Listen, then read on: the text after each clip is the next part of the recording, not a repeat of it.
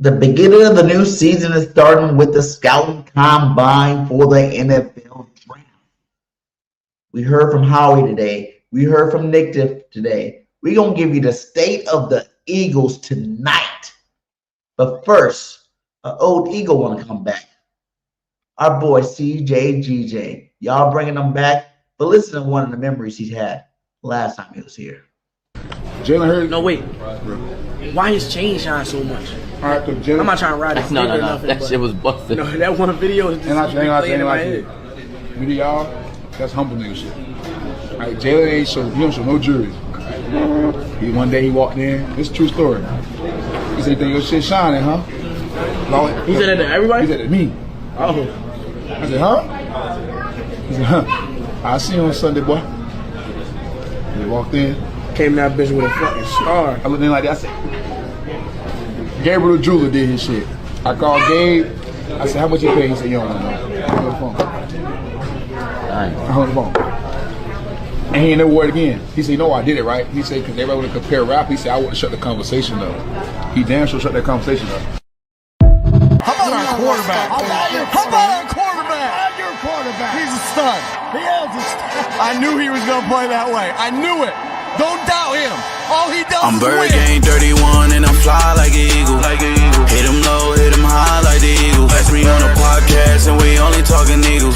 Dallas still sucks and ain't nothing like the Eagles. I'm one O-line, Jalen Hurts top 5. Run it like Saquon, like I'm down Queen. Always open AJ, touchdown, say. Strap him up like the Jean, sack him up, Zach Bond. On the road to victory, yeah. We gon' run your Eagles fly. Hit him low, hit him high. Hit him low, hit him low, hit him high. We gon' hit him low, we gon' hit him high. We gon' hit him low, we gon' hit him high. We gon' hit him low, we gon' hit him high. BirdGang 31 is a host, man. Bringing Eagles to your door like the postman. Make some noise if you a real Birds fan. Make some noise if you a real Hurts fan. Yeah.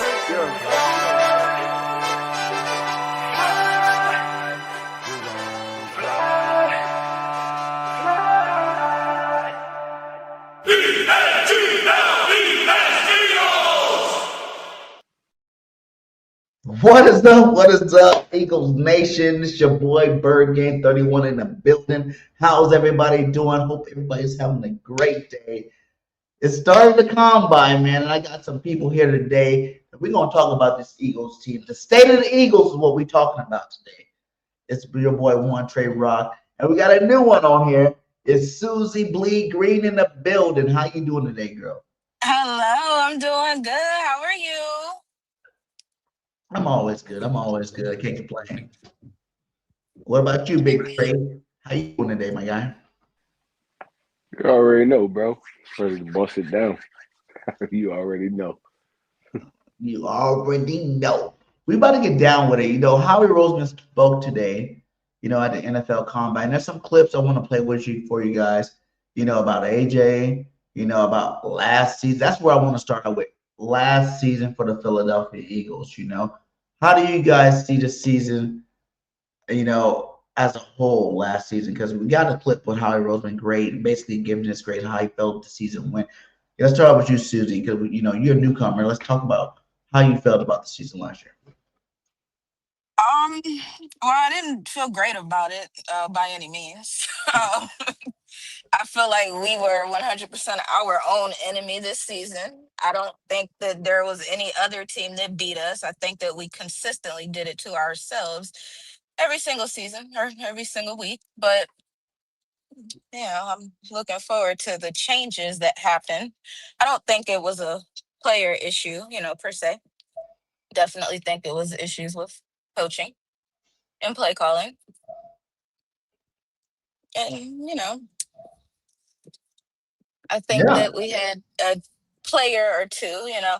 I think that AJ got a little selfish throughout this season, and I think that he probably should have just sat down and read a book, maybe.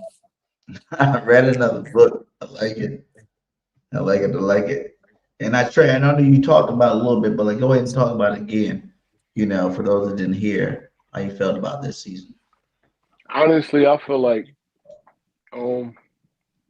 we kind of got back to the season before we won the Super Bowl where we try to go in house. Nick Sirianni probably trusted Patullo. I'm pretty sure Howie Roseman them gave him the okay, but he kind of cooked the season this year. I mean it was week to week with it. Sometimes, in my honest opinion, Jalen played bad. Sometimes it was Patullo. It was kind of a back and forth thing, and I feel like right now with the what we got and what I mean we Super Bowl ready, defense and offense, but we got to bring in the right people. We got to bring in the right people. In my honest opinion, I feel like we should have brought this year. We should have brought in a proven guy that was going to take this offense to the next level. But it's kind of like Dougie P. Nick Sirianni trusted his guys, and he kind of effed us. So um, honestly, winning 11 games through all the everything we went through is really like a success for me. Yeah. Coming off a Super Bowl is not. So I'm like 50-50 with it. So um I'm kind of neutral about the season, man, and hopefully it be better this year. Yeah, facts, man. And now you say that, like, that is something. Like people act like we were trash last year.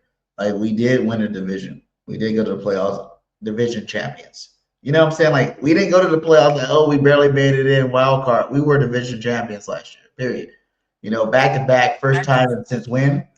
Like '04. Is that how far back it goes? '04 division champions. So people really need to understand that, even though it's a down year for the Eagles, it's a good year for a lot of teams in the NFL. We just Oh hold ourselves yeah. to that. What was that? I just had that conversation with somebody because they said, "Oh, we were trash this year," and I was just like, "That just doesn't even make sense because there are teams that would pray to accomplish what we accomplished this year, and we look, it's like it wasn't good enough for us, and it's not." But I don't think that other teams have the right to call us trash when they don't even have winning records. Facts.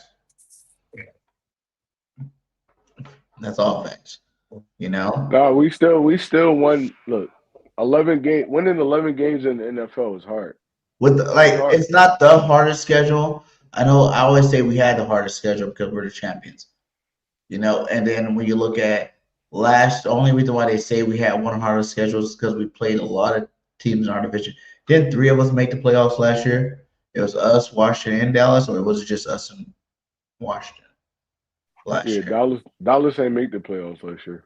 So it was us and Washington. We both went to the, NFC Championship. So it's like that gives you credit alone, in terms of playoff team. That's another playoff team that's in your division that you got to play 2 times a year. And I think we beat them 3 times last year, 2 times last year, right? So, that's 2 wins right there. So, And we beat them twice. so at the end of the day, it's like we still had like a tough schedule, which I am so happy that we don't have this year. You know what I'm saying? Like looking at what we play this year, it's like, let's talk about that. It's a dramatic difference this year than last year. We played, well, some of these teams are actually pretty good now. The Jaguars are actually pretty good now. Carolina Panthers are actually pretty good now. The Colts are actually pretty good now. The Bears, they're good too, but I'm not really worried about the Bears. Tennessee Titans, we shall see. I feel like they got the coaching staff to be good now. Cardinals is ass. And Niners are Niners, you know what I'm saying? The rest of these guys are just like who they are. So I still feel like it's still a little bit easier than it was last year. And the biggest part of that is because we didn't play all the way into January and February, I mean, like we literally would not even been a full month off right now compared to like we've been off since what? December? We ain't played no football since December. And with Landon and with, Cam Jurgens coming in this year healthy, I think the team could be a lot better just for that reason alone. The health, the time off. We're gonna have a new scheme that no one's gonna be prepared for. It's looking good for the Eagles. How you guys feel about that with the opponents we got next year? The only thing about the opponents, honestly, in my opinion, is you don't know how a team gonna look. So we could see the Arizona Cardinals, we could see Carolina, we could see all these dudes, but you don't know how a team gonna look. This might be teams that be in the Super Bowl next year. You never know. So I don't take like early on. I don't take account with the schedule and all that. So it's it's really more of a like me trusting my team. It's like look, I feel like you can beat these dudes. I feel like you can beat this person. You can beat this team. You can beat this team. But as far as like team wise and schedule wise, just looking at it at this early in the process, you never know because we nobody thought Seattle was going to be good. Nobody thought Seattle was going to be good. Not with Sam Darnold at quarterback. Well, Nobody. Sam Darnold did win the division with Minnesota the year before. And what he did in the playoffs, choked. Nah, I'm a USC fan, so I'm not gonna say Sam Darnold. Okay, that's my dog. Okay, And Minnesota, hey, come on, you got to be real, BJ. And this and is why we Sam go back and forth. Darnold was a This is why we laughing go stock back of and forth and football for argue all the years, time. but he This, he, he has shown up the last 2 years. Like he's been in the league for a while. I watched him in college at USC. So I'm from Cali. I love I him, watched him too. I watched him too. but you know, it did take a while for him to develop. But it was like, what I'm saying? Like, that's the thing about the NFL. What team did you draft? Do you get drafted to? You know, how much talent is around you? You know, all those things matter. And you see, when you get a good defense and a running game and Jackson Smith and Jigma on your football team, and what did he have the year before when he had the same record, 14-3? He had Justin Justin Jefferson, Jefferson you're last talking year. about the best receiver in football 2 years in a row. 2 years in a row. But listen, Jackson's the best right now. I but don't give listen, up. I don't my give a point that. is, my point is, Justin Jefferson was the best receiver in the league last year. Sam Darnold did not win this Super Bowl for him. It was the defense, running game, and Sam Darnold was probably like third. So I didn't expect Seattle to be this good this year. I didn't expect New England to be this good this year to make it to the Super That Bowl. was a shocker to me. Yeah. I'll say that for sure. That So was definitely a shocker. you can't count a team out. Looking at the schedule right now, you cannot count a team out. It's like everybody is good right I'm now. counting So out they the going to. Cardinals. You can't count the Cardinals I out, count them BJ. out. You There's can't, some bro. teams you can. You can count them out. They might not even have Kyler Murray next year. You can count these guys who's going to be on a rebuild year this year. You know what I'm saying? Like, I understand what you're saying, where every team could be possibly good, they could possibly win, but that's one team off that list I'm counting out. It's like that should be if we lose in Arizona. And actually, I'm going there because my mom lives in Arizona, so I will be there at that game, so I can see mom and watch the football game at the same time. And we don't win that game. I feel like Arizona, if we don't win that game, I don't care about Salas and those guys. If we don't win that game, those are two games. And if the Colts don't get Daniel Jones back, those are the three games that I feel like we should have no problems with. The last three times we played Arizona, we lost to them. Yeah, but they had no. The last three times we played them, we lost to them. But Kyler Murray, Yeah, really? yeah. I No don't look matter at. how bad their record was, we lost to them. Yeah, yes. That's what I'm saying. You can't count nobody out on the schedule. I'm counting them out still. You can't Okay, count nobody F out on the schedule. Arizona. Okay, I'm counting the niggas out. They done. They done. I don't like Those three them, so games I are would done. like to count them out too. How you feel about the schedule, Susie?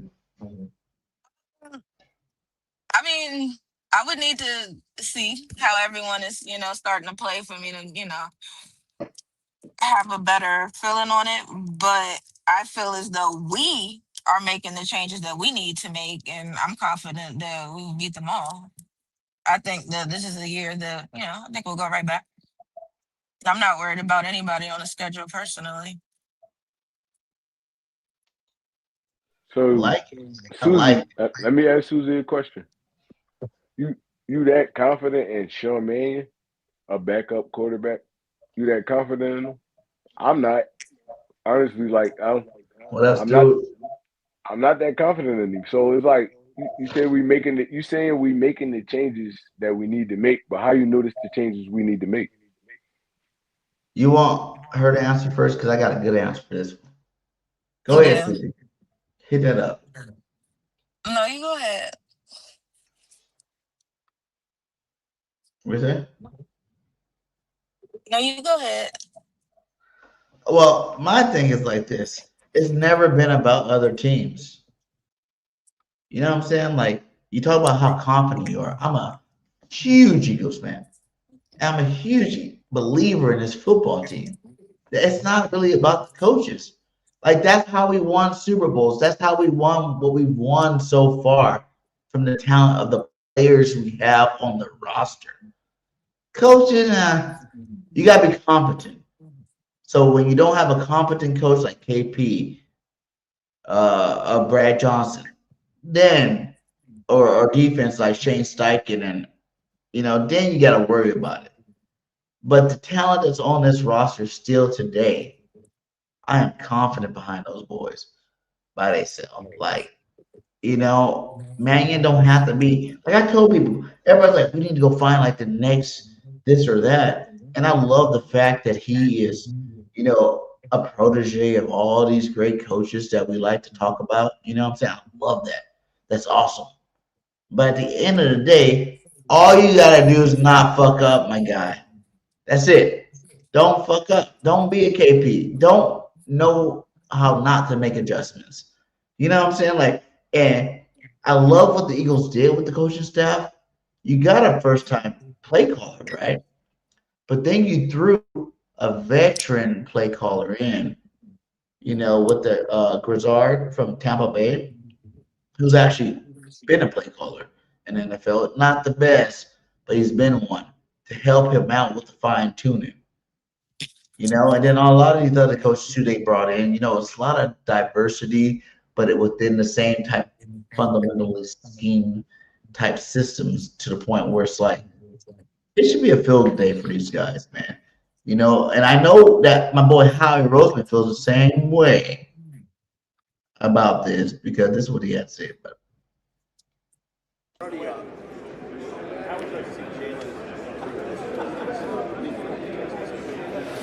Well, he's always continuing to improve work ethic, looking for ways, incremental ways to get better. This system, we think, is going to be really good for him as well as a lot of our other players. He's always looking for a system of play, and we think that we have that. And so just really excited to get him back in the spring and get the reps and continue to learn the principles that Sean's looking to bring to our offense and go from there. There's already talk of how He's ready for it. He said it's going to be perfect for our Birds. And that's That shit. all we're really worried about because Big Banjo's back for another season. Now, I'm going to be worried about next year for sure. You know what I'm saying? I'm going to be worried about that when we don't have him as a defensive coordinator. So I don't think Vic's going to stay around very much longer. If he was this close last year when we won a Super Bowl, and then he's this close this year where he almost didn't come back this year, like we would have been majorly fucked if Vic Fangio didn't come back this year. You know how bad our team would have been fucked? Like it would have been a huge problem if Vic didn't come back this year. We wouldn't be talking about, we're worried about how, Mannion's going to handle this offense that's full of all Pro Bowl players. It's easy to run an all-star team on offense, but what do you do on defense? Vic Fangio and these guys really handle their business on that side. And like when Vic said he's coming back, that's when I was confident again this offseason. You know what I'm saying? Like that's when it was like, okay, cool. Our defense is gonna be legit. Because the Mannion, like you can't tell me these offensive coordinators are gonna go do the same thing we did last year. You can't tell me that. Like we are totally on a whole nother spectrum. You heard Howie and them talk about it today. Like we're on a whole nother offensive system. You know what I'm saying? Like we're not doing the Nick Sirianni offense no more. It's gone. You know, we've been begging for this for 5 years now, 4 or 5 years now. Get that offense out of here because it's conservative, it's safe. It's it helped us win a Super Bowl. But if you're gonna be the Kings, you gotta be the Kings, and you gotta come hard with it. You can't be scared every year. You gotta let Jalen Hurts air that thing out and do his damn thing. So I feel good about what's going on. I think that this team is in the right, direction. And I think Mannion from Green Bay, even if he just brought over the Green Bay's offense, Green Bay was a lot more, effective than we were last year on offense. Um, Even for Saquon, you look at Jacobs the last 2 years. Jacobs has been, you know, tops in the league in rushing the last 2 years. So Saquon definitely gonna do his thing. So that's all that really needs to be said about it. I think it's gonna be awesome. We're gonna do our thing. And yes, is it going to be rusty in the beginning? Yeah, because depending on how fast these guys get in there and start learning the offense, hopefully these guys got some semblance of a playbook right now. You know what I'm saying? Right now, as we speak, so they can get started on this. And like Howie said, hopefully Jalen can get in there. Can't wait to see him get in there, start repping this stuff out because it's going to be a big adjustment for Jalen Hurts. I think this might be the biggest season for Jalen Hurts and what he's going to do for this offense, moving forward. At the beginning of the season, we said that every year about Jalen Hurts. Every year. And BG, like they said in the comments, I love your confidence, bro. But we gotta see this shit first. We have to see it first, bro. It's like, all right, I like the fresh blood, bringing everybody in, let them bring his staff in and all that. But at the end of the day, Nick Sirianni is the head coach. He's the end all be all of all this. So you can't sit here and tell me you're not nervous. You're not none of that, bro. You can't sit here and tell I'm me you're not excited, worried. Trey. I'm excited because we haven't seen it every single year for the last 4 years. I've been sitting there like, why is our offense like this? Even the 2,000-yard Saquon Barkley year, I'm still like, why are our offenses like this? And when I see the rest of the games on Sunday, it looks like this. Why can I see the Rams, the Lions, like all these players doing all these different teams doing all these different plays, highlighting all their players, but it seems like it's so hard for us to pull. Yes, even that year we won a Super Bowl, we ran the ball effectively, yeah, because our offensive line was dynamic, but we were still crying about how the passing game looked. So for 4 years, we've been running a Nick Sirianni passing game, and I'm done with it. So I imagine, right, use my imagination, that anything is better than what Nick had for the offensive game plan in terms of passing the football. I mean, look, bro. It's all up in the air right now. It's like I if they wouldn't have hired dude, they feel something good about him, bro. But they also hired Brian Johnson. They also hired a couple of the offensive coordinators. But That like all those guys were there. Remember, they kept getting promoted. yeah, they're looking in house, but I think honestly, in my opinion, and hear me out, I think Sean Mannion was one of those dudes that you kind of had to reach for because everybody else was gone. So But we I'm didn't not. really have to reach for it. Listen, McDaniels is from LA. He was going there regardless. He's from Florida. Why would you move from Florida to Philadelphia when you go from Florida to LA? That's just like a what a geographical thing. You know what I'm saying? Like where he had to go to a better place. Plus, he's from there. That's the one thing. And is what's the other dude that went to Tennessee, the Giants coach?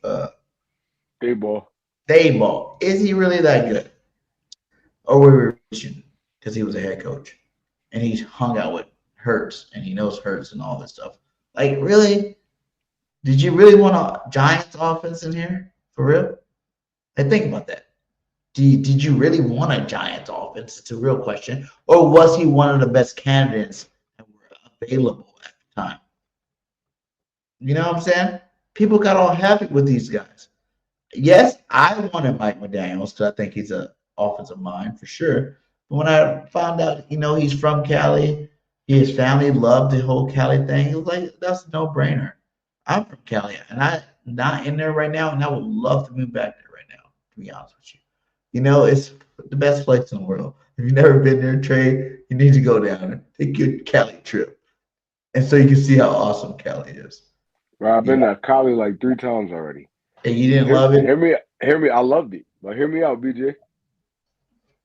It was a reach. In my opinion, it was a reach. It didn't have nobody else. Mike McDaniels wasn't coming there. Dayball was not coming there. It was a reach. Now but we a got to reach see is it play like out. saying like they didn't have an option. They didn't.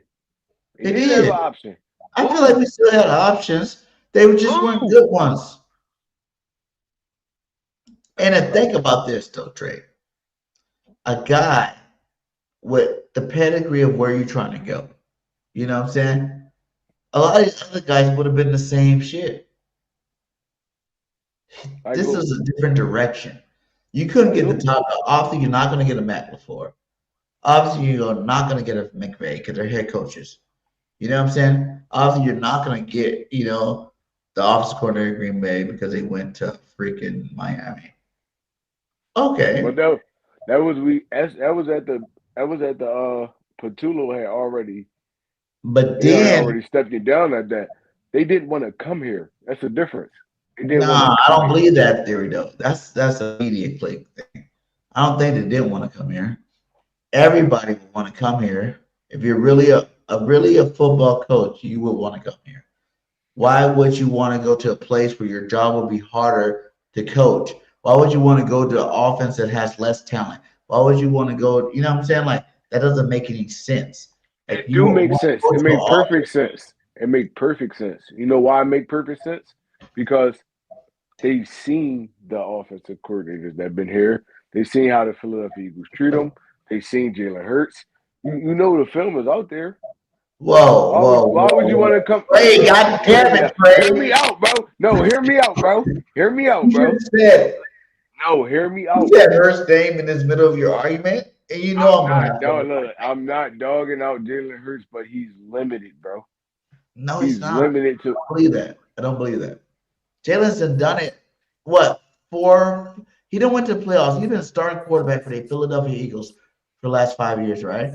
And we went to the playoffs every year of 4 years, and he's been in playoffs all 4 years, and he's had four different coordinators all 4 years. So Well, that But it, ends that story right there. Like you cannot say any system's gonna mess with this guy because he's been to the playoffs every single year he's been quarterback. but is Period. that We don't is that name okay. another quarterback that we've ever had that's been to the playoffs 4 years in a row besides Donovan McNabb. but is that Jalen Hurts or is that the I team? Well, that's kind of what I was gonna say. I'm sorry, y'all. I live in the back Virginia road, so I missed a lot of that. But I feel like this year kind of made me look at Jalen, and I was like, damn, maybe he wasn't exactly all that what I thought he was. Not saying that he, is not amazing, but I feel like it's very easy to do well when your whole team around you is there. If we put him on a different team with not as much talent, I don't know that you would get the same results. Listen, guys, and I love that argument to you guys. You're like, hey, the players are so good, but every good team got good quarterback. Every good quarterback got good players. Lamar Jackson, two-time MVP, had the best roster in football both those times. The best roster in football, period. Best defense, the best offense, a player, skill position player. You got Derrick Henry on your team. You're one of the most electric quarterbacks in the league. You know what I'm saying? Like you have Zay Flowers, who's a Pro Bowl, or you know what I'm saying, receiver. Like you have two tight ends Andrews and Likely. That's awesome. You got the Chiefs who sucked this year for sure. But before, Travis Kelsey, Tyreek Hills, Juju Smith Schuster. I don't care what y'all say about Juju. That's my boy. Juju's good. You know what I'm saying? That Xavier Worthy's first round draft picks at receivers. You know what I'm saying? Like, y'all act like Jalen's not allowed to have talent around him. And Jalen, even before Saquon Barkley, Jalen went to the playoffs. Jalen went to the playoffs with Jalen Reagor as a starting receiver and Devontae Smith. That's your starting two receivers. You put that on anybody else's roster, nobody's making the goddamn playoffs. I promise. We snuck in the playoffs that year, BJ. Hey, shoulda, woulda, coulda, if, ands, or No, buts. ain't no shoulda. We We snuck in the went playoffs to that year. the playoffs Dallas won the last division, year. and Then we we snuck got in the to the playoffs. playoffs. We was like 9-7. We was like 9-7 that year. And we went to the playoffs, right? We snuck into the playoffs. The But last we week went of to the the season. playoffs. If we were 9-7 went to the playoffs, that means there was what?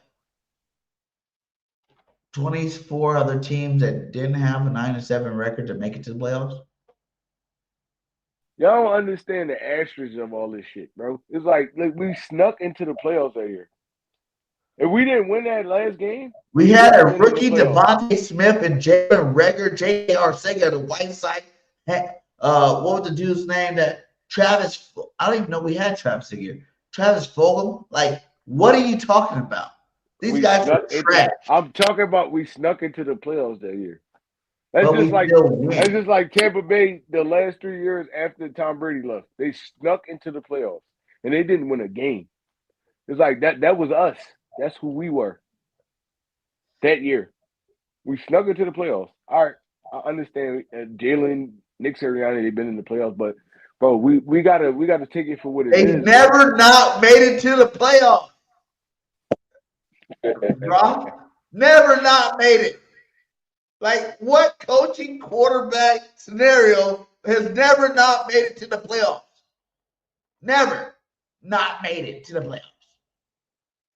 You name another quarterback coach duel that's never not made it to the playoffs the whole time they've been here together. None. Nobody. Their winning percentages right now, if they continue on the path they're going, both of them are Hall of Fame. Head coach Hall of Fame, Jalen Hurts Hall of Fame. I agree with that. Team, one of the best teams ever to play football. You know I agree with like that. Coach, like better than Belichick, like better than all that stuff. Like right now, their trajectory that they are on is better than everybody. And everybody loves to hate. But it's nothing to hate on. These guys are winners. I don't care about stats. I told you guys that a long time ago. I don't give a damn about Jalen Hurts throws for 2,000 yards, rushed for 700 yards, 30 touchdowns. Even last year, he had the most touchdowns he's ever had, but it was a down year. You know what I'm saying? Like, he had the best, percentage passing. I think it was either QBR or just a percentage passing percentage as he ever had last year. And it was a down year. And then you're worried about this football team. Like I said, it was never Jalen Hurts.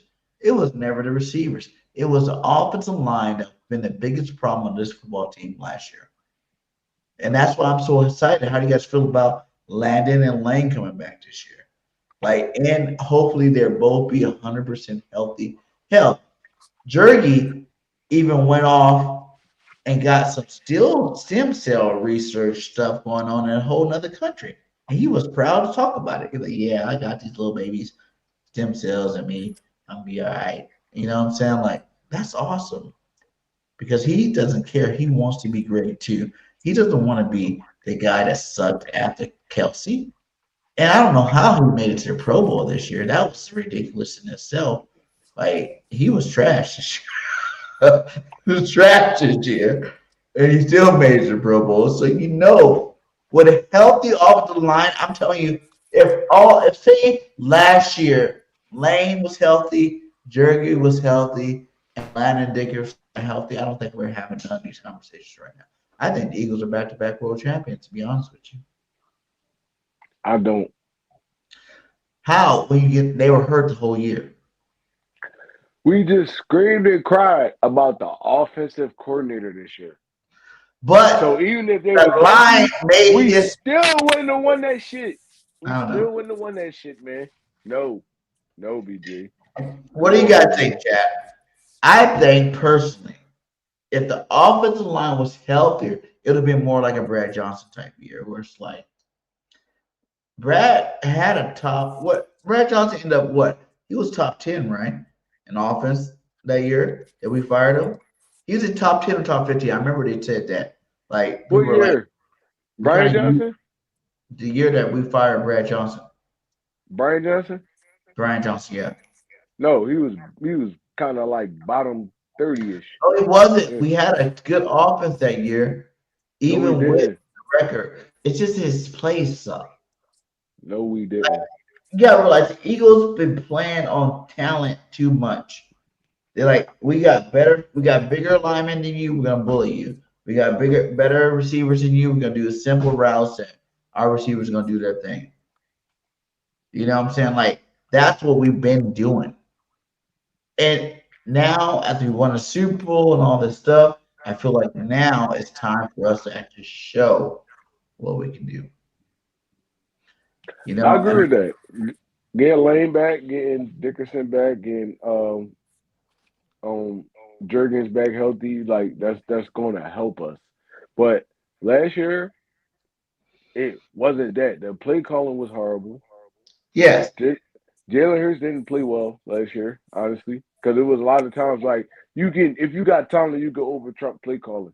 He couldn't take us to that next level.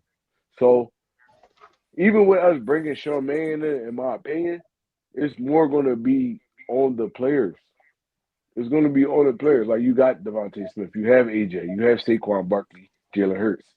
If we get Goddard back, we have Goddard. So it's like the NFL is more dependent on players than scheme and play calling, honestly, because you got to have the players to run a scheme in the play call in the play call. So if our players not playing up to par, it don't matter which scheme you running, that shit is not going to help you because your player's not playing up to par. Now we bringing Lane Johnson back. That's not a guarantee he's going to be healthy.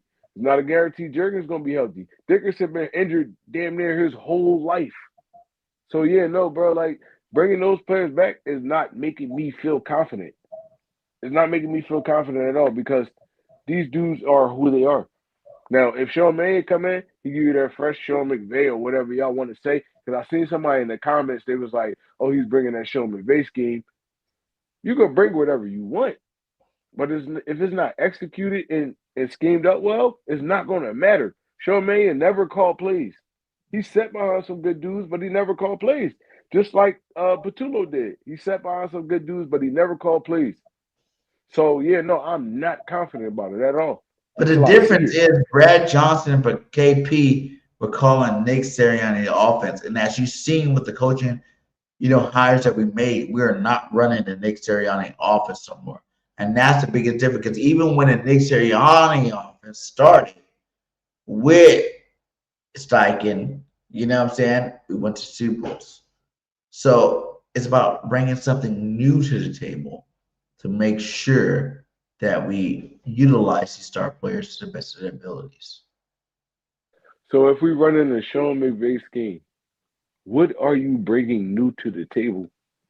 You bringing something that everybody's seen already. Not from you us. bringing something that if you're doing West Coast offense, you bringing something everybody's seen already. You running But everything everybody's seen already. Everything. Exactly. That's why I said players make the plays, not coaches. Players. Are they willing to buy into this? Is Jalen Hurts even willing to buy into this? Honestly, because at the end of the day, the dude, since he's been in the league, he didn't kind of ran every offense. So is he willing to buy into this? Is he liking what he see? Because it all starts with your quarterback. Is he liking what he see?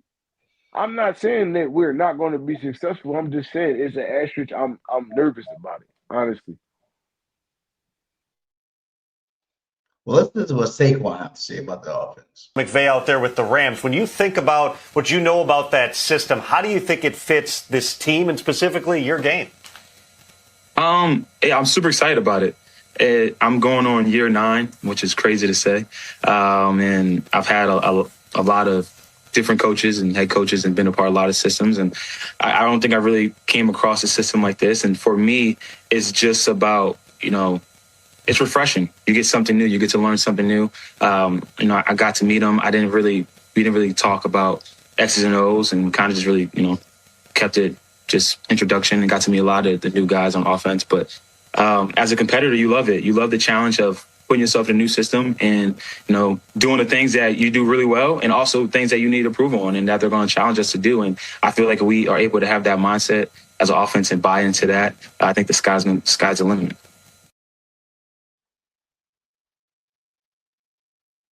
You heard it first from the horse's mouth.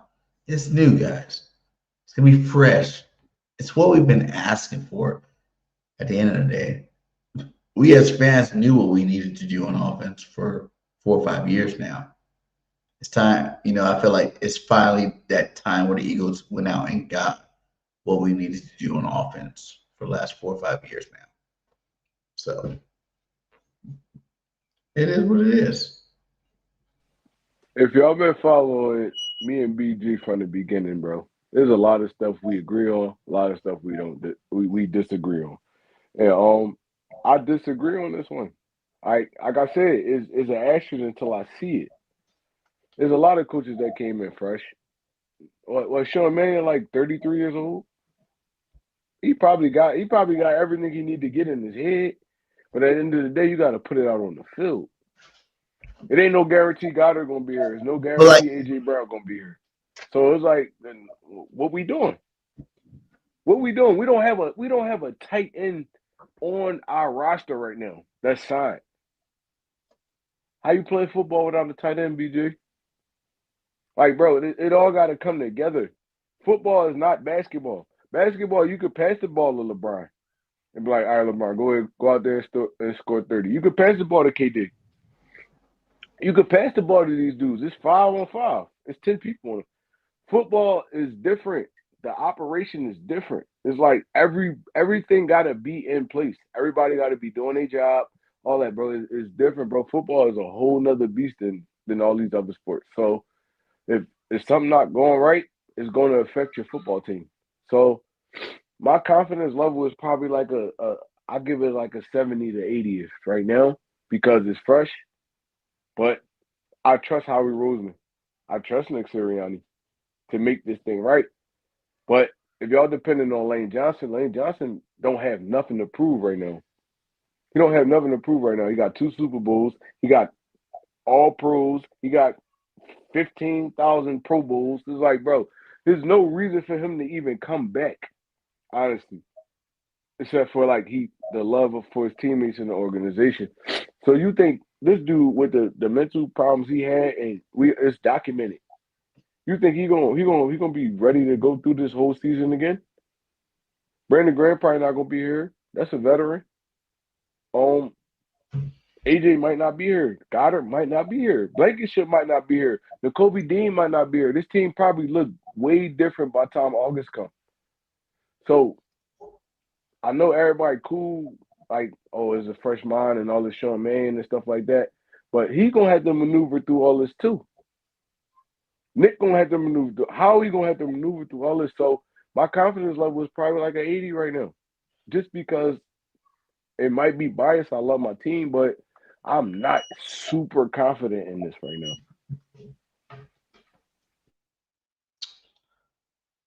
Well, obviously you gotta go in there with high hopes, like I do. Because at the end of the day, we don't know. You're right. We don't know what's going down. We don't have a clue what's really going down. We can just assume. And for me, I just feel like it was coaching malpractice last year with how you're using the talent you have in your roster. So anybody that was applying for this job should have known that we want better than what we've seen last year, right? And anybody applying, Jeffrey Lurie, Howie Roseman should have known, should have had a good plan coming in. So if you hired him, I don't feel like it was just like a petty hire. I just feel like you want to change, and what we wanted to do might have not been some of the other candidates. And we got the guy we wanted. He had 2 interviews. A couple of the guys had 2 interviews. We got to this guy, and he was just like, "Hey," basically telling him, "Yeah, Jeffrey, and Howie, that I'm gonna go in there and do what I can. I'm gonna do everything I can to make sure your quarterback looks good, your receivers look good, your offense looks good as a whole. This is my plan. We're gonna run some motion. We're gonna be understanding a lot more. We're gonna, scheme up things like a normal coordinator should do. And just because KP failed at it, we can't just automatically assume that Mannion's gonna fail at it. You know what I'm saying? Like KP was no under schemes. You've been a football player. I've been a football player. There's been plays that if I were to be a head coach today, I know at least 15 plays throughout college, semi-pro, and high school that were money ass plays. You know what I'm saying? Like I know for a fact these plays work, and that would be the principle and the basis of my offense if I started to be an offense coordinator today for any team. You know what I'm saying? Like, it was what worked for me. And I think Mannion's one of those guys too. And the whole league, it's not like Nick saying it and that's it. Like everybody said this guy's dude, has a bright future. Which, of course, you gotta take that with a grain of salt. But at the end of the day, I feel like, he could be the hot next coach that we're looking for. Because it's not just McVay. You know what I'm saying? Like you got McVay, you got Shanahan, and if you look at their trees, those are the best offenses in football right now. So if he's coming from a tree of the best offenses, I know what you said, and obviously you're not going to bring the exact same thing. Plus, you still got the good plays that we did have from the Sirianni. Don't think Nick's not going to put his imprint on it and still bring in some of his stuff. And we still going to see some Nick Sirianni offense in there. I promise you that. And just like we got to move forward with it.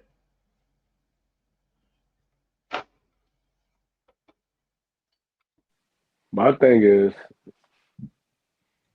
like I said, we don't even know what this team gonna look like by the time August comes.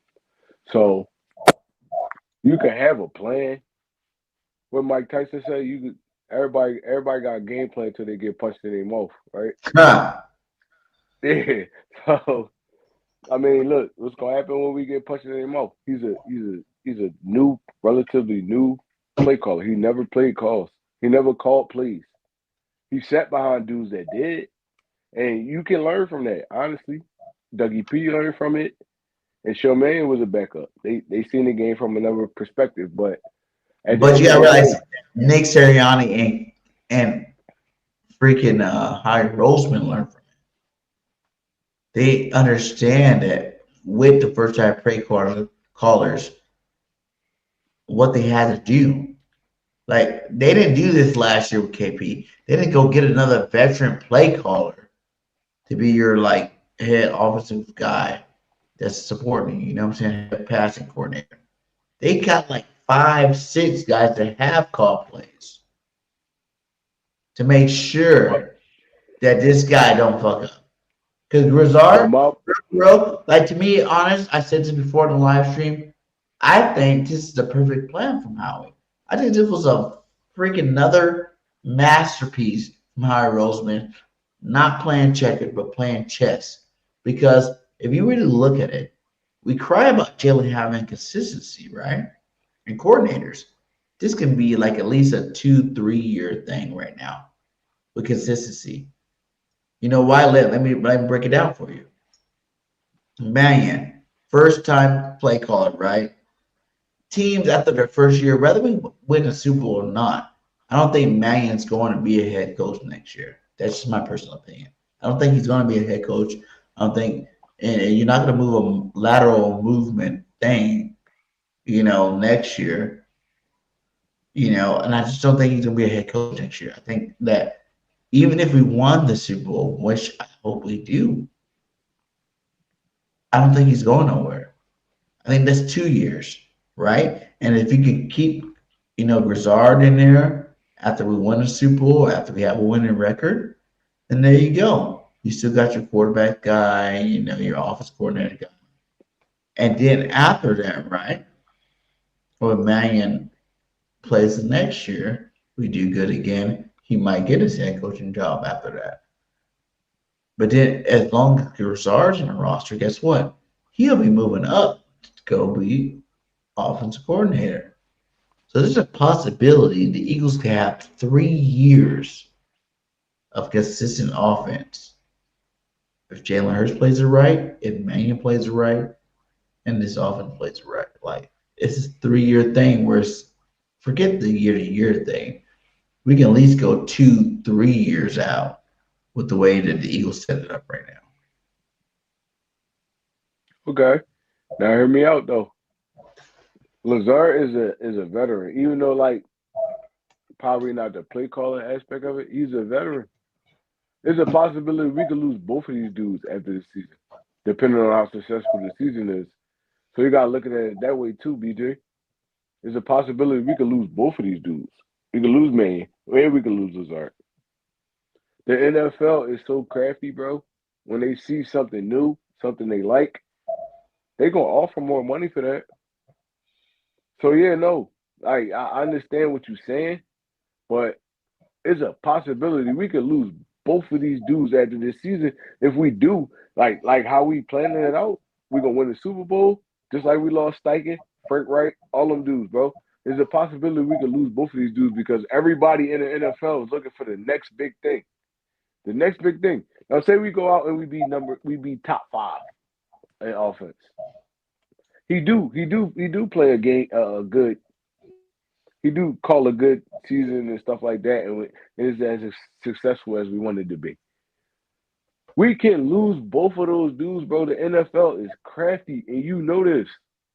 You know this, BJ. The NFL is crafty. They both could be offensive coordinators, head coaches, whatever, somewhere else. So we can't depend on that.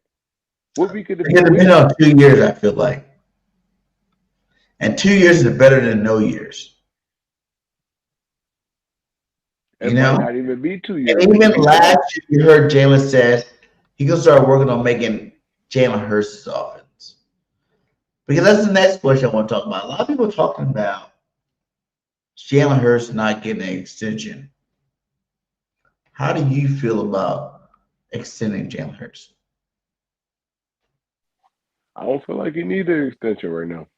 I feel like, well, not today, but in general, like they're like when it comes to center time, they're not giving him one. They'll let him because I think next year is like the end of his guaranteed money. And at the end of the day, right? Jalen Hurts, he might have had a good kind of statistical season, but he did not play well this year. He did not play well this year. So, in my honest opinion, you don't think he played good and he had the best percentage passing and the most passing touchdowns and the least amount of push touchdowns this year. We talking about stats. What I'm talking about is eye test. He did not play well this year. He didn't play well this year. He played, I'm not going to say he played terrible, but he didn't play great either. He was in the middle. So he did not play well this year. So I don't feel like he earned an extension. I feel like he can rock this out. He won a Super Bowl. He was Super Bowl MVP already.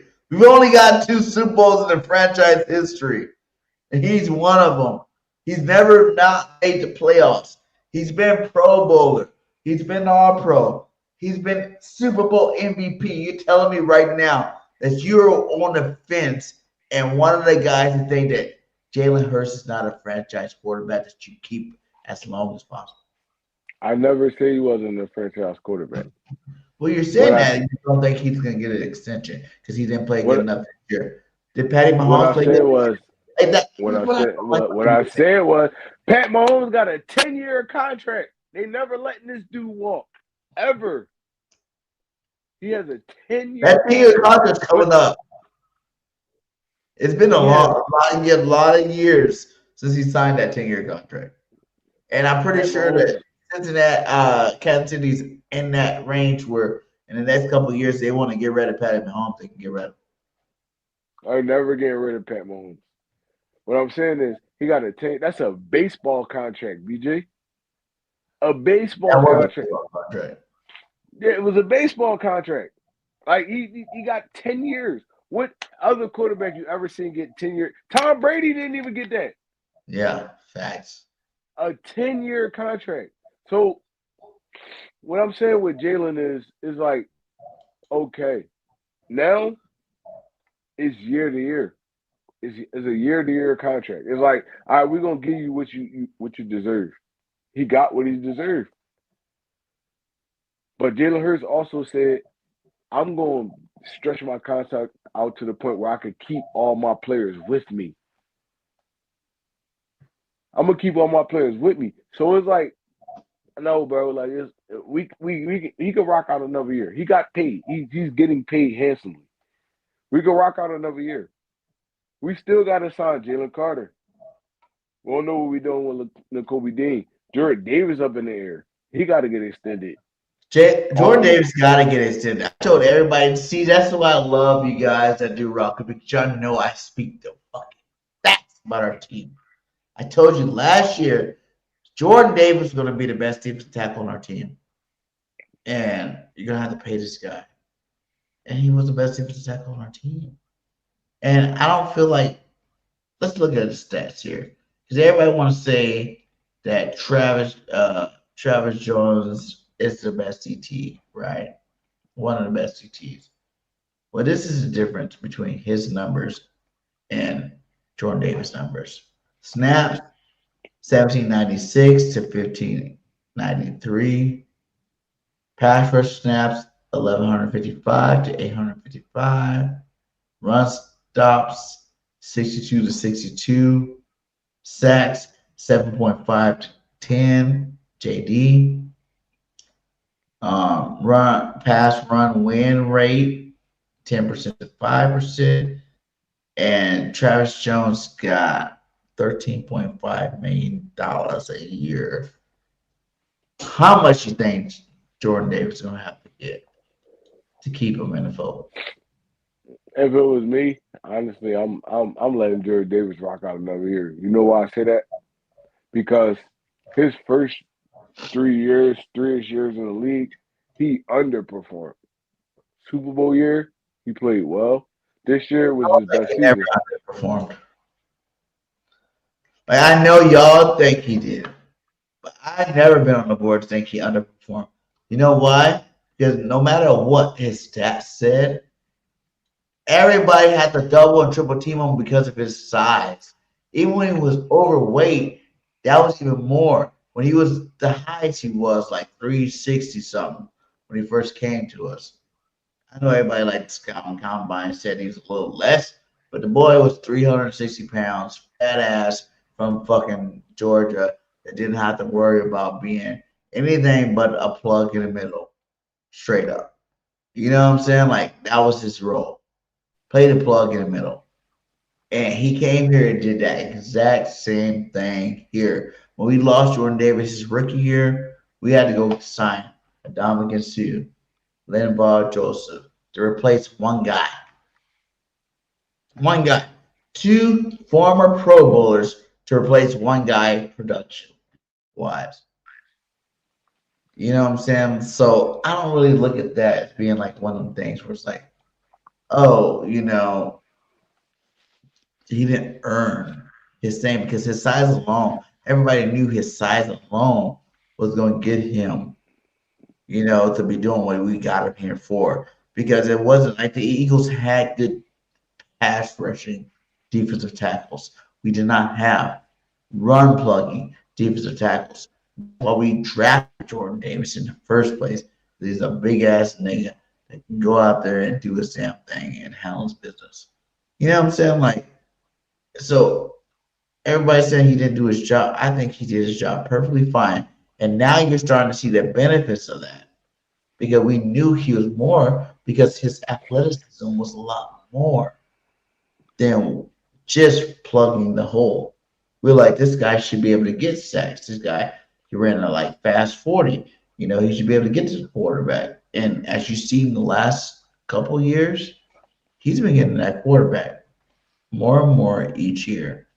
And he's at the point where it's like, next year, if he gets better than he was this year, you're talking about all pro Jordan Davis. Facts. BG, he was a first round high pick, BG. Come on, bro. Because of what we needed, though. We needed a runs plugging defensive tackle. We didn't have that on the roster. And we drafted him to be that with upside potential that we're, if you look last year, right? Just last year long, that upside potential kicked in. I don't give a fuck what you said. Blocking field goals, intercept, everything. Sacks, everything. That upside potential finally kicked in for JD. He was the best defensive tackle on our roster last year. No, he wasn't. He was better than JD last year. Don't say Jalen Carter that didn't even play majority of the year. And don't say fucking what the dude's name is. Njoku. No, not Njoku. What name? What African boy we got on our team? BG, you know why they had to stop doubling Jordan Davis? You know why they had to stop doubling Jordan Davis? Because you had Jalen Carter right there beside They never stopped doubling Jordan Davis. Yes, they did. The whole year last year. Bro, yes, they did, BG. Jordan Davis was one of the highest double team players. No, he wasn't. Don't sit there and lie, bro. Don't sit there and lie, bro. I'm not lying. He was. I watched the games. He was still double team last year, bro. They did not double team this motherfucker, bro. That's why he was. Dude, we didn't even have Jalen Carter on the team to double team. That would have made his stats go down lower. But Jalen Carter is the Jalen Carter was hurt most of the majority of the year. So yes, Jordan Davis was double. No, he wasn't, bro. He missed a couple games at the beginning of the season. But other than that, he was the highest, and we could look it up. He was the highest double D tackle in the NFL, bro. Even with him missing games. Jordan Davis got off because the benefit of Jalen Carter. Come on, bro. They're both first round picks, so what are you really saying, though? You know what I'm saying? Like, what are you really saying? They came from the same team, and they're both first round picks. So what are you really saying at the end of the day? Like, he was a first round pick that had another first round pick that was a pass rushing specialist, Jalen Carter. He's not a pass rushing specialist. He's just throwing that in there. And this year, his numbers was better than Jalen Carter numbers. Because Jalen Carter was getting double teamed all year. That's what I'm trying to say. No, because Jalen Carter didn't play all year. No, he did play all year. He missed a few games. Jalen said he was playing hurt for like 4 or 5 games when he actually. It don't matter, bro. When he's on the field, you have to double team this dude. The whole damn time. When he's on the field, you have to double team this dude. He was not playing good.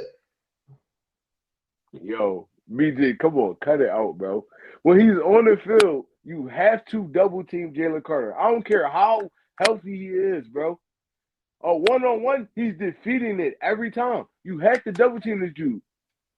Jordan Davis got off on the benefit of Jalen Carter. He did, bro. And we got to keep it funky. He did. No. I don't believe that. I don't believe that it's because he's developing. Okay? No, they're extending Jalen Carter before they do Jordan Davis. I promise you that. Every player in the contract season, you realize Jordan Davis was drafted before JC. So that means his contract came up. It was a contract season. He came and he was ready for the moment.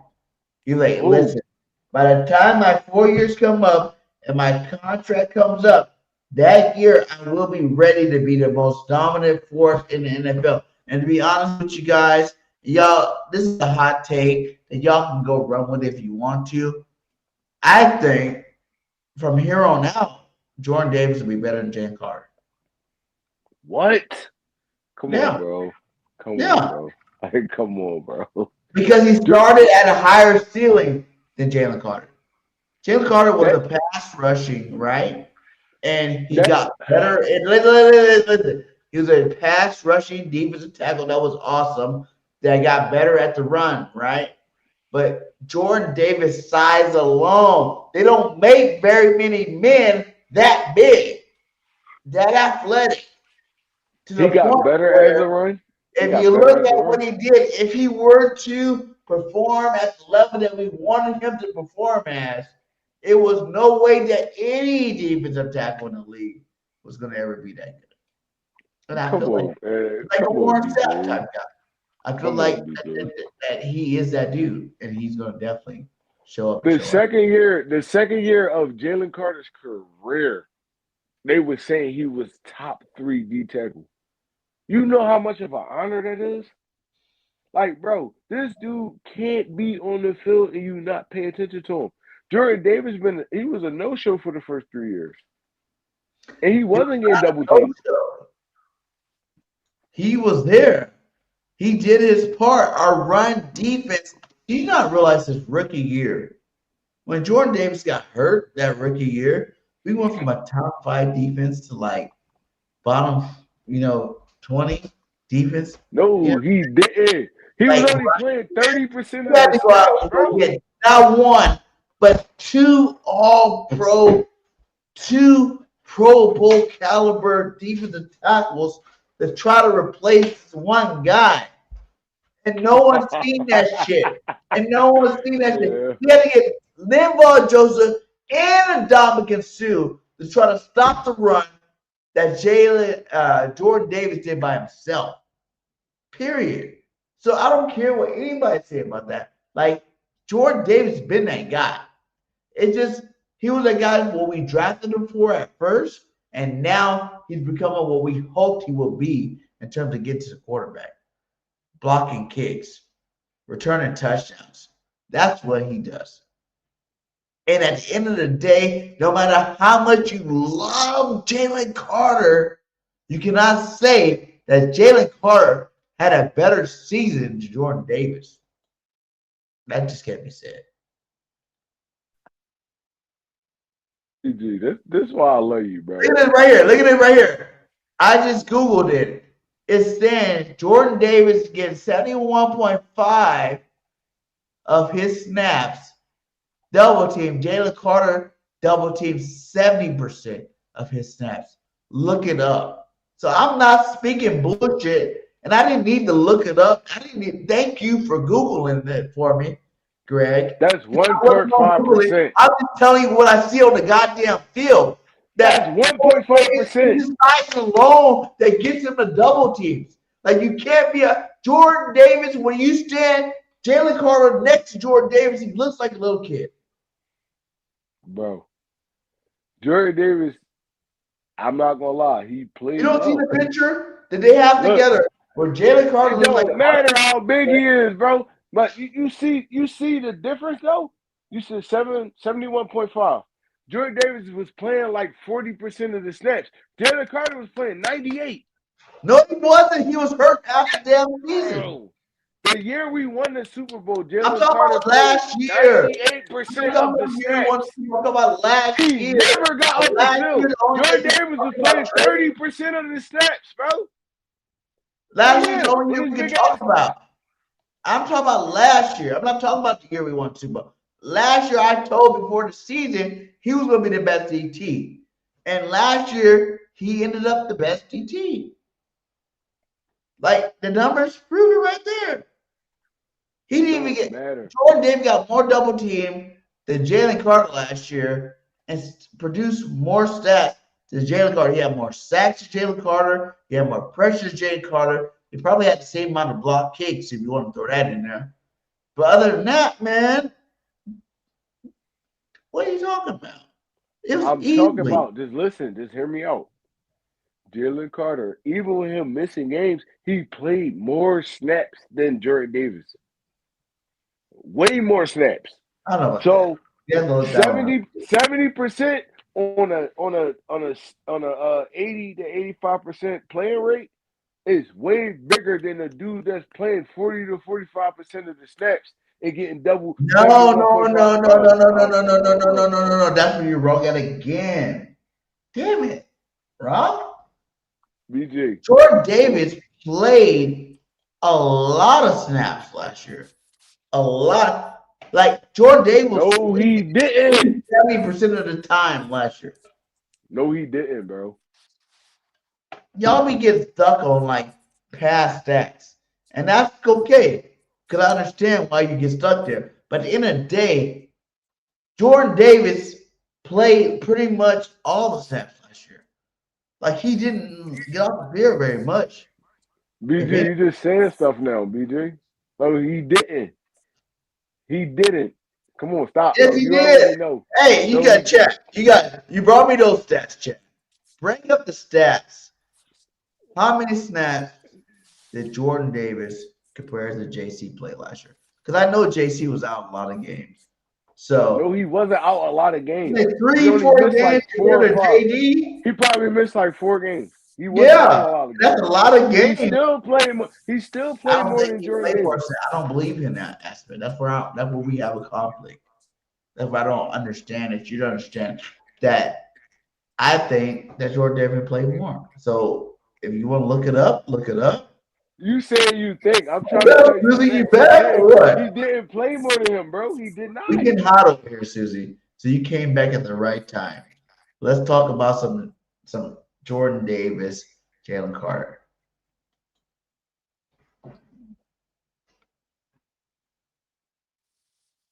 Um, Jalen Carter is actually my preference. Personally. What you say?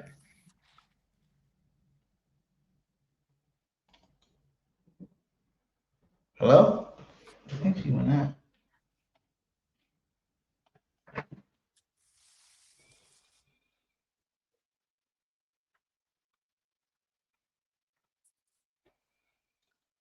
He said, I love Jordan Davis and Jalen Carter gangsta Green 2.0. And I'm not saying that Jalen Carter is not a gangster. I'm not saying he's not bad as hell. All I'm saying is last year that we're talking about, Jordan Davis had a better season. And if y'all want to dispute that, y'all can pull up whatever stats you need to find to dispute that. But from where I'm sitting and what I've seen with my own eye last year, Jordan Davis was the best defensive tackle we have. Cut it out. BG, cut it out, bro. Like, come on. You don't even believe that, bro. I You do believe not it. That's even why I believe say it. I bro. don't say Yeah. it. I don't believe. What the hell? BG, Like, come on, you you know don't me, even Trey. believe that, I BJ. believe that Like, full-heartedly. I wouldn't say it if I didn't believe it. oh my God, bro. Like, cut it out. He's never been a better D tackle. Even when they played in Georgia, he's never been a better D tackle than Jalen Carter. No, Ever. he wasn't in Georgia. I will give you that. But last year, he wasn't even the first 2 years Jalen Carter was on the team. He hasn't been the best defensive tackle. But last year, I knew that it was that point where he was going to hit the point, the stand, and become the best defensive tackle on his team. I feel like Jalen Carter has to prove to me that he's the best defensive tackle on this team next year. Cut it out, bro. Yo, cut it out, bro. Oh my God, bro. Jalen Carter is a top when healthy. When Jalen Carter healthy, top 3 D tackle in the league, bro. And he only been in the league 3 years. Jordan Davis can't hold his jock, bro. Honestly, the dude is a bully. He installed fear in people, and he putting up the numbers that he need to. Stop it, bro. Stop it. Nowhere near better than Jalen Carter. Nowhere near. Why do you think they drafted Jalen Carter? Why do you think they drafted Jalen Carter? Why do you think they worked so hard to draft Jalen Carter? Because they did not believe in Jordan Davis, bro. He couldn't keep his weight right. None of that. He's looked good now, but he's never going to be a better D tackle than Jalen Carter. Like, come on, bro. What are we talking about right now? What we talking about right now? The dude, Jalen Carter, is an anchor on this football team. Jordan Davis barely plays 50% of the snaps, bro. It don't even compare. It do not even compare, bro. Like I don't like that argument. It make me mad, bro. I don't like that argument because that's why we did what we did. That's why we drafted Jalen Carter because we didn't feel like Jordan Davis could get the job done. He was what Jordan did was a run stopping specialist. They should have never drafted him that high, honestly. Jalen Carter, he got in some trouble. Jalen Carter's supposed to be a top 3 pick when he's coming out the draft. It don't compare, BJ. It don't compare at all.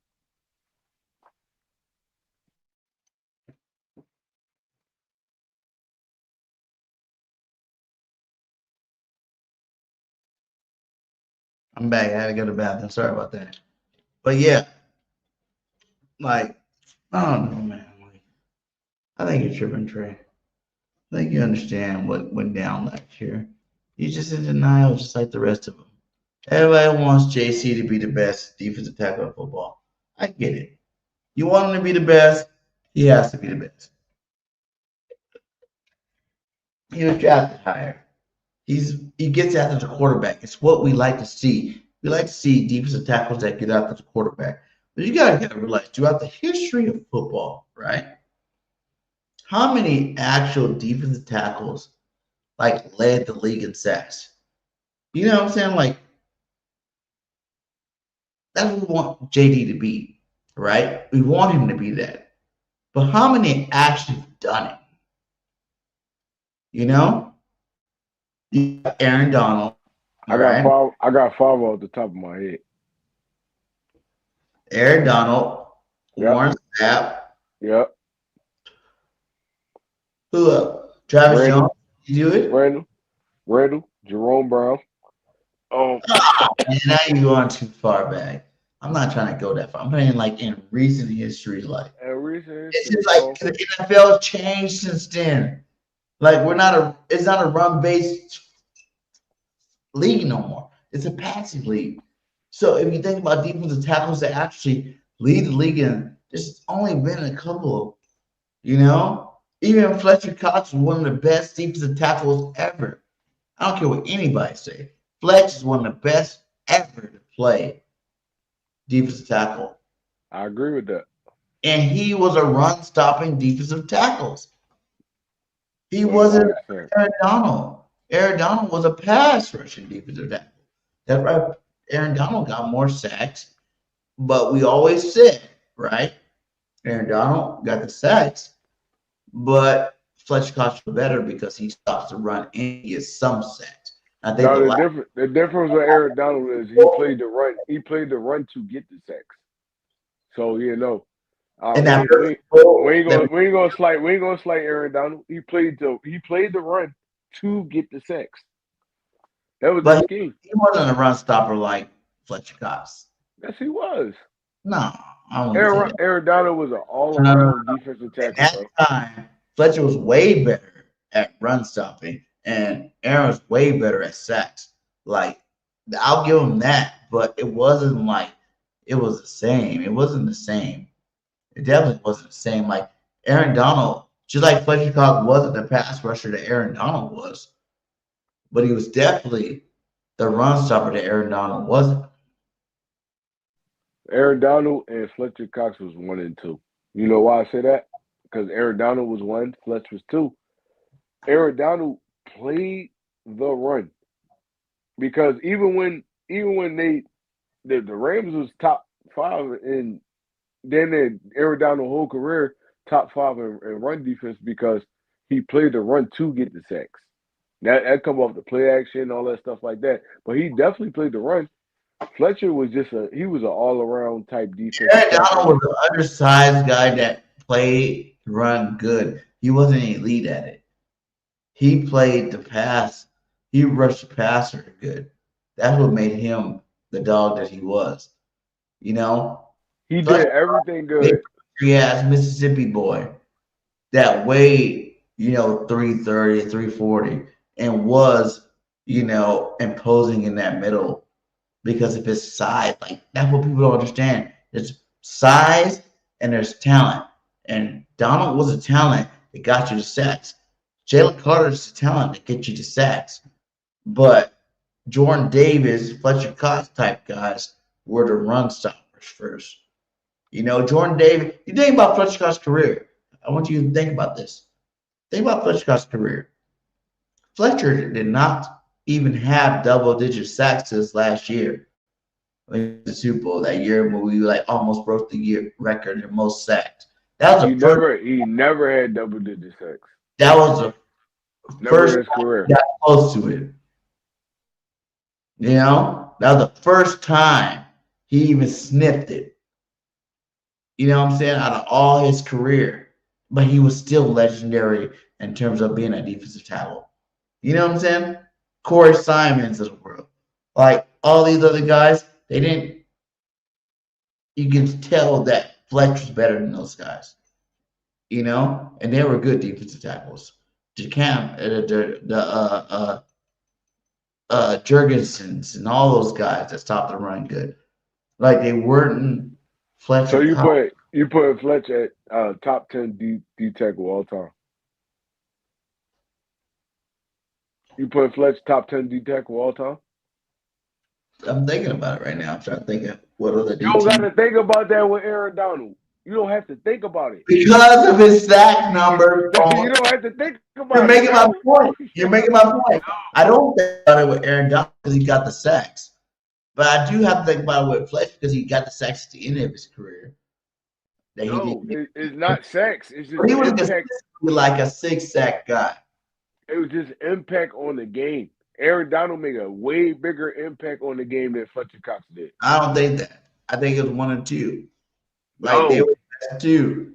No, Aaron Donald made a way bigger impact on the game than Fletcher Cox did. To me, when they were playing, Aaron Donald and Fletcher 1 and 2.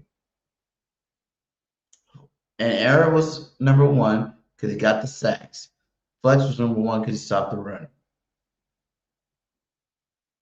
And he didn't get this. He got sacks. He didn't get as many sacks, but he got the sacks. That's how I see that. And I feel like that's the same case we're going through right now with Jordan Davis and Jalen Carter. You heard Howie say, listen, Howie said this, guys. Y'all don't want to listen to me. Howie said this already. Let's see, where's that? Where's that?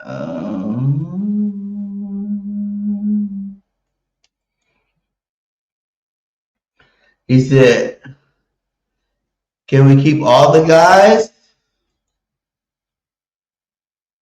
coming off rookie deals? No. We're going to have to make choices. Meaning, Jordan Davis, Jalen Carter, Quinn Young, Nakobe Dean. And it's funny how this picture right now, if you look at the picture that I have up, it says Nakobe Dean is the only one that's highlighted.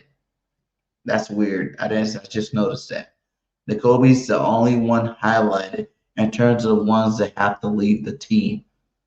We're going to make some hard choices is exactly the words that, Howie said. And I really think that comes to our next Javon Curse was a defensive end. We talking about D tackle right now. No, he wasn't. No, I'm not giving you that one. He was a defensive end. That's what I just said. We can't bring up Javon Curse because he was a defensive end. We talking about D tackles that had impact on the game. Warren Sapp. Dudes like that. Warren Sapp. That's why I love Jordan Davis because you can go to Villa. Another guy. It wasn't high on sacks, but impacted the game. At the run, listen. Our team went from Jordan wasn't a big impact on the game. Rookie year. I'm going back to this rookie year. Our team went from top 5 to like 15, 20 when he got hurt. We had to go sign 2 Pro Bowl, All-Pro caliber DTs to replace one guy. That year we went to Super Bowl, we had two, Adamika Sue, Linval Joseph, Pro Bowl, All Pro. Hell, Dominican was one of the best ever in a game. You know what I'm saying? To replace one guy. Hargrave, I liked Hargrave too. Jordan Davis, I like him more. I do. I like Jordan more. He's bigger. Like his size, you cannot replace that size. You can't replace it. You know what I'm saying? So at the end of the day, JD was that guy, man. You know, he's that guy. And you got to pay him. You don't have to pay his ass. You know, and that's why I like looking at Travis Jones' numbers, because Travis Jones is another defensive tackle that is very disruptive. You know, he's very disruptive. And he deserves money. And he's one of the highest paid defensive tackles in the game right now. And you look at Jordan numbers, man, like it's right there. Who Travis Jones, BJ? You talking about Chris Jones? Chris Jones. I know. I think that's what they meant to say on that number. I said Travis because they said Travis. But I think they meant you talking about Kansas City D tackle? His name is Chris Jones. Yeah, I don't know why they put Travis Jones on there. They're fucking retards. But they meant Chris Jones. You know? And Chris Jones is one of the best. You know, but he's a mix of both. He does stop the run and he does get sacks. He just don't get as many. And one thing that I said about Jalen Carter since the beginning of this whole thing is that we crowned him king off rip. You know what I'm saying? Off the draft. When we drafted him, we crowned him. And people don't understand. When you crown somebody off the rip like that, no. And now you're supposed to be the best. And since Jalen Carter's been in the league, he's never been the best at anything. He's never led the league in sacks. He's never been the most disruptive player in the league. Never. You know, he never led nothing. But we still crown him as king. That's the guy you need to watch out for. That's the guy that's like, you know what I'm saying? Like, he's that dude. He's never been number one in nothing. And that's what made me think, a guy that's been a run stopper, a guy that's been the number one run stoppers in the league,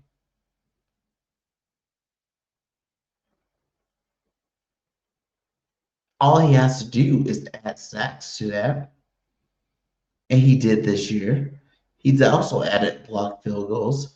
He's also got field goals for touchdowns that these guys don't got. That's why I say JD is the best D tackle of the Philadelphia Eagles. So now it's coming down to paycheck time and how he's going to have to make some huge decisions. Like, who are you paying? Are you paying both? Which you'd be smart to, you know, if you want to be a smart GM. You pay both of them. You don't just pay one, you pay both. That leaves less money for other positions.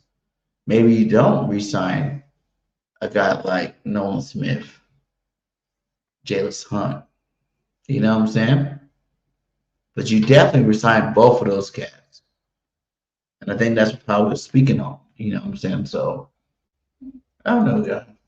I don't know where Trey went, but he says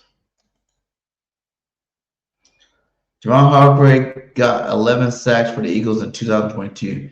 Got 70 sacks in 2022, third most all time has already got 16 sacks. But B. Brandon Graham and Josh Sweat got 11 each. And then Fletcher Cox got 10 too that year. So, yeah, that's what I'm saying. Like, they did. Hey, AJ, have a good night, my guy. Thanks for joining us. Y'all hit that like before you leave, man. Hit that like, hit that comment, hit that subscribe. You know what I'm saying? Like we just talking birds right now. We're talking birds right now. Well, let's see here. Where else we gotta go before we get out of here? How about this one, Trey? How you feel about this? The Jacks are interested in signing Tanner McKee. For one, what do you think the trade offer would be worth? And for two, do you want to see Tanner leave?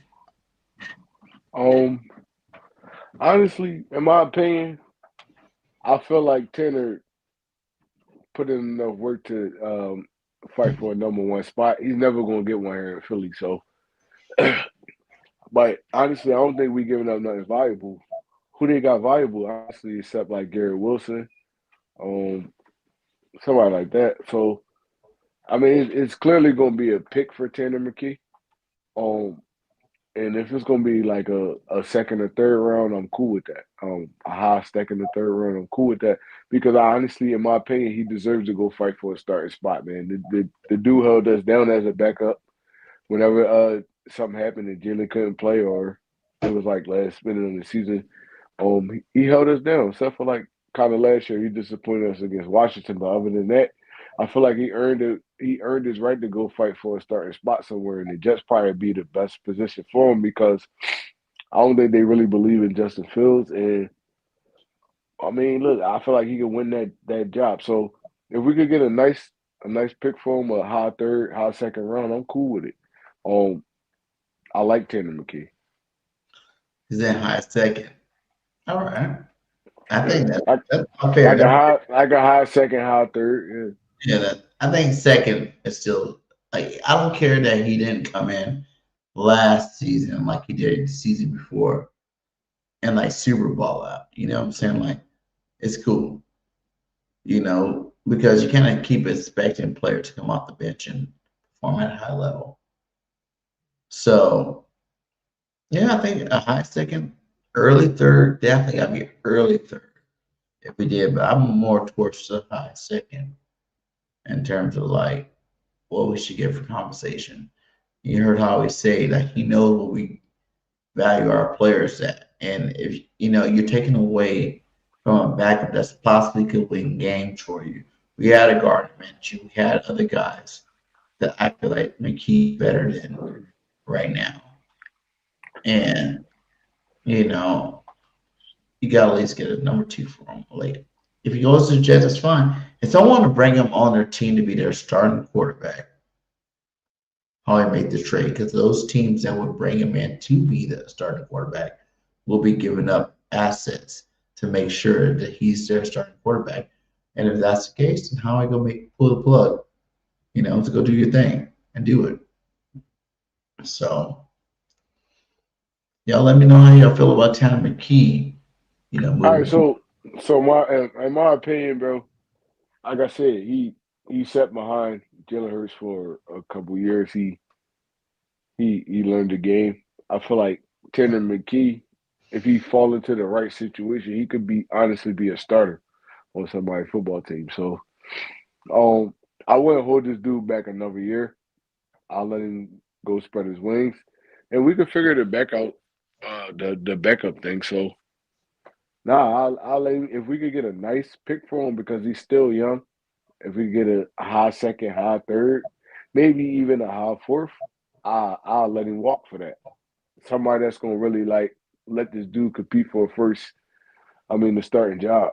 So he's not gonna win it here with Jalen here. Honestly, he's never gonna beat Jalen out. So let him go compete. Let him go compete. He's still a young dude, and honestly, I feel like he can help a team out like the Saints, Arizona Cardinals, Jets, somebody like that. He can help them out. I mean, he could be serviceable a for them. lot So of teams. I think the Raiders You don't have to. Raiders. Yep. You don't even have Raiders. to Yep. worry about, you know, Browns. He can help. assignment. He can help a lot of teams out. You can go get the best receiver, the best running back, whatever you got to do if you want to just not worry about quarterback. Because I know y'all looking at Fernando, because my guy, but like you can get a guy like Tanner McKee and just add around him and be good. So if you were Howie Roseman, what would be the first move you do this offseason? My first move is I'm re-signing the Kobe Dean. I'm re-signing the Kobe Dean because he was the anchor of this defense last year. Even with Zach Bond, Campbell, Jalen Carter, the most consistent thing we had on this defense was Kobe Dean. If it was blitzing wise, coverage wise, getting everybody in the right position that they need to get in. So I'm re-signing the Kobe Dean first if I can. Depending on the numbers. If not, it's Reed Blankenship. I'm definitely extended Jalen Carter. And that'd be my top three right there, honestly. First move. First move for me, I'm re-signing Jalen Phillips. You seen how he played with Fangio in Miami. You seen how he played without Fangio in Miami. You seen how he came mid-season with the Eagles, Fangio. I don't want to see what it looks like without Fangio again. If Fangio's staying with this team for another year, I think that's your number one priority, whether it's a 2-year deal, a 1-year deal, or a 3-year deal. You go get Jalen Phillips. Because if you don't get Phillips, only two alternatives that I feel like, because we got a lot of good players. Hunt, Nolan, they're good players. But in terms of elite players, in terms of guys that move the bar, they're not those guys. I love Nolan Smith. He's not the guy. He's great in run defense. But he's not getting the sacks you want. Nolan Smith can, other one, Hunt, he's getting sacks, but he's not the run stopper you want.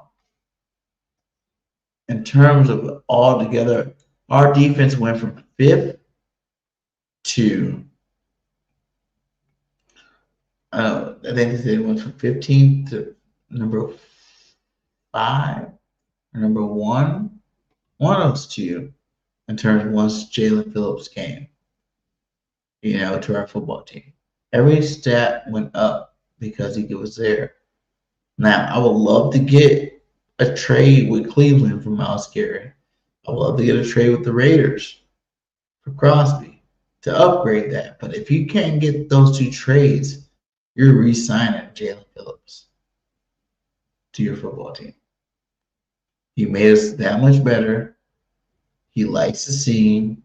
He loves the team. He loves Philadelphia. You let him stay. And that really does put it into our pass rushing. Unless you want to go sign somebody else that's free. But that's it right there. I think Hunt and Nolan can hold down the other side while Jalen Phillips is our best guy. Maybe sign Brandon Brown back for another cheap deal because he'll come for a cheap deal. And that's all you need at the DTs to win a championship.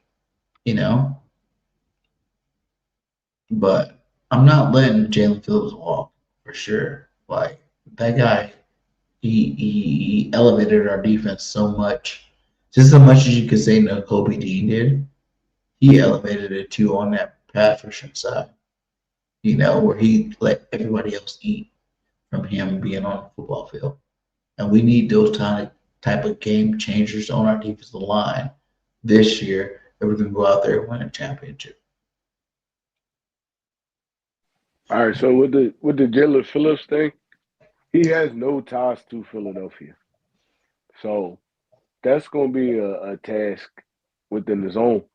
He don't have no ties to Philadelphia. Big Fangio at the time.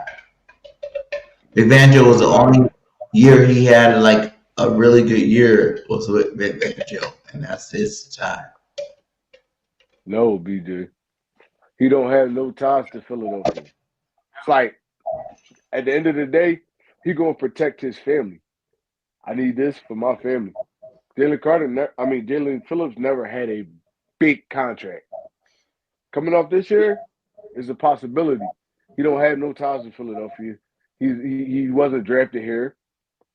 He played in great weather in Miami, so it's like L.A. He gonna stay. If I'm Jalen Phillips. I'm staying in that West Coast. I'm getting my family to a place where we gonna stay in this West Coast, and we gonna get some money off of this.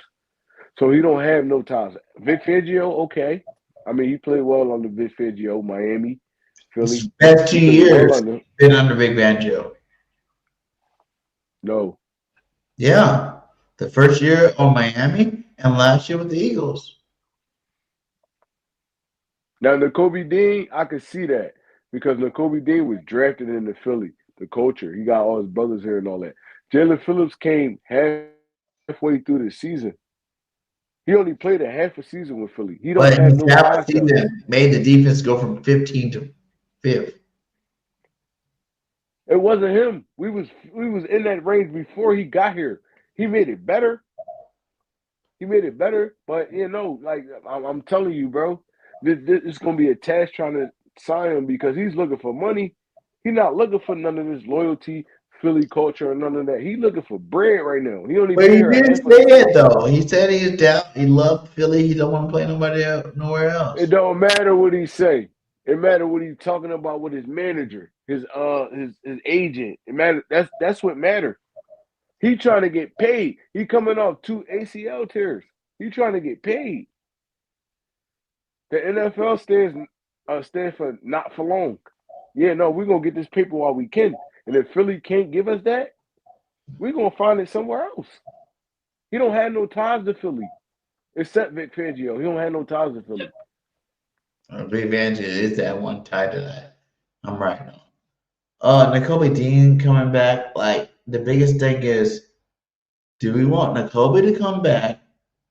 Because listen, guys, let's talk about this for a second. Zach Bond right now, right as of right now. Where's it at? Did I have it on here? Zach Bond is a top linebacker in NFL, two-time Pro Bowler at linebacker. That he just started playing, right? Now this is a gamble for Philadelphia to me, right? But you got to make the move. You got to decide now what you want to do for the future of this linebacker position, right?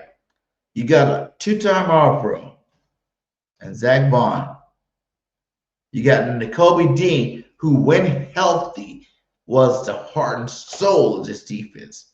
And then you went out and you drafted a #1 linebacker and Jahad Campbell, who was on pace to be the defensive player of the year until Nakobe Dean got healthy and came back and played the way he played. He was not on pace for that. Come on, He BG. was on Stop, pace bro. for No, being he defensive. wasn't, bro. Like, come on, stop, bro. Yes, he was. He only You had sitting one here dragging it, over bro. You sitting there over dragging it, bro. blown He was coverage, not on pace like for that. whatever. He was on pace to being defensive player of the year. Rookie defensive player of the year. Not defensive player of the year. Rookie defensive player of the year. That's what I meant to say. He was on pace to being a rookie defensive player of the year. Not defensive player of the year, my bad. But rookie defensive player of the year. Until Nakobe came back and did that from home. So now you got a guy that can't stay healthy. And then you got Zach Bond 2.0, faster, more agile, and Jahad Campbell. What should the Eagles do? Should they re-sign Nakobe Dean, let Bond play this year? Because I think after this year, there's no more guaranteed money. You can let him go. And you can start a guy like Jahad Campbell. Should you start Jahad Campbell this year and let Nakobe Dean go and have Jahad Campbell and Bond? What should you do this year if you're Howie Roseman? You want to know what I'm doing? What you doing? What I'm doing is I'm re-signing the Kobe Dean. I'm keeping Zach Bond. Oh, Zach Bond gonna be here. He already signed the contract, and I'm using. All right, so hear me out. I'm using Jahan Campbell as that Michael Parsons type slash linebacker in the base defense slash pass rusher on third down specialist. I'm using him as my X factor. You can't limit this dude to just linebacker. You can't. He didn't play that at Alabama. He was a great pass rusher at Alabama.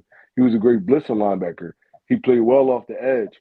I'm Vic Fangio, I'm using this dude as our X factor. I'm using him as our X factor. I'm re-signing the Kobe Dean. I'm keeping John Campbell. No, you got if Nolan can stay healthy, bro, you're gonna have so many weapons to play with if you play this thing right. But I'm not letting the Kobe Dean walk out this door. I'm not at all. Because this dude, even with, like I said, the Zach Bond being there and all that, he was the heart and soul of this defense this year. The heart and soul. You want to sending him on blitzes. He wrecking plays. Coverage. He wrecking plays. Even just getting the dudes lined up right. Bro, you can't lose that in your locker room, honestly. So I'm using Jahan Campbell because this is his second year. He got time to grow. This is his second year. Just like Makuba. I feel like the same way about Makuba. He's going to be a dog, but he's still young.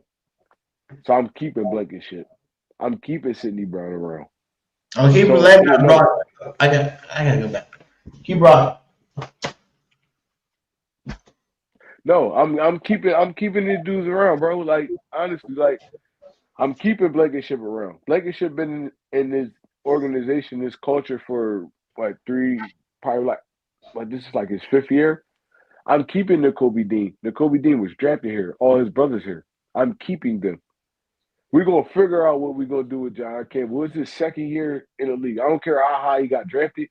It's his second year in the league. You can figure out a position to put him at. You could put him at that X, that rover. You could put him at that. I'm keeping Jordan Davis. I'm keeping my whole core together if I can. If you can't, it's a business. But if not, the culture, all that, Nick Sirianni, the culture, I'm keeping these dudes, bro. I'm doing everything I can in my power to keep these dudes. Even if it got to go to the negotiating, breaking it down, stretching the contracts out, I'm keeping these dudes, bro. You don't go like you don't want to lose your top player. Even with Blankenship, I don't feel like he's the greatest safety ever, but the dude fit into this culture. I'm keeping all these dudes. I'm keeping my defense as sturdy as I can because that's what we relied on last year. Our defense. That's what we relied on, our defense. So I'm keeping everybody I can. I'm not breaking this defense up if I can. If I got a choice, I'm not breaking it up. Offensive wise, a couple of these dudes could walk away. Dotson, they could walk away. Even we could spare even Goddard, honestly. But I'm keeping my defensive core together. All these dudes is under, except for probably Zach Bond. All these dudes is under probably 26 years old. So I'm keeping these dudes together. And y'all got the same defensive coordinator. I'm keeping them together. We could build on this defense. Offense, we probably got to put it back together. That's what it's going to be. But we could, we not breaking this defense up. I'm keeping these dudes together. Yeah, I like it, but I would say like this. I'm not one to believe that you spend a first round pick on a guy that's a baller and you let him go. Like I understand he's a rookie last year and it's time for him, I feel like even last year when he was on pace to be defensive rookie of the year, and then the Kobe Dean came back, and then he didn't play. Like they didn't even play him for 4 games. Like he sat bench for 4 games before Kobe Dean got hurt again, and they brought him back. Like that alone. And when he came back, he was better in the run game. That was the problem in the beginning of this situation when he was playing. That was his only flaw. Was the run game. He was pretty good in the pass. He just kind of was lacking there in the run.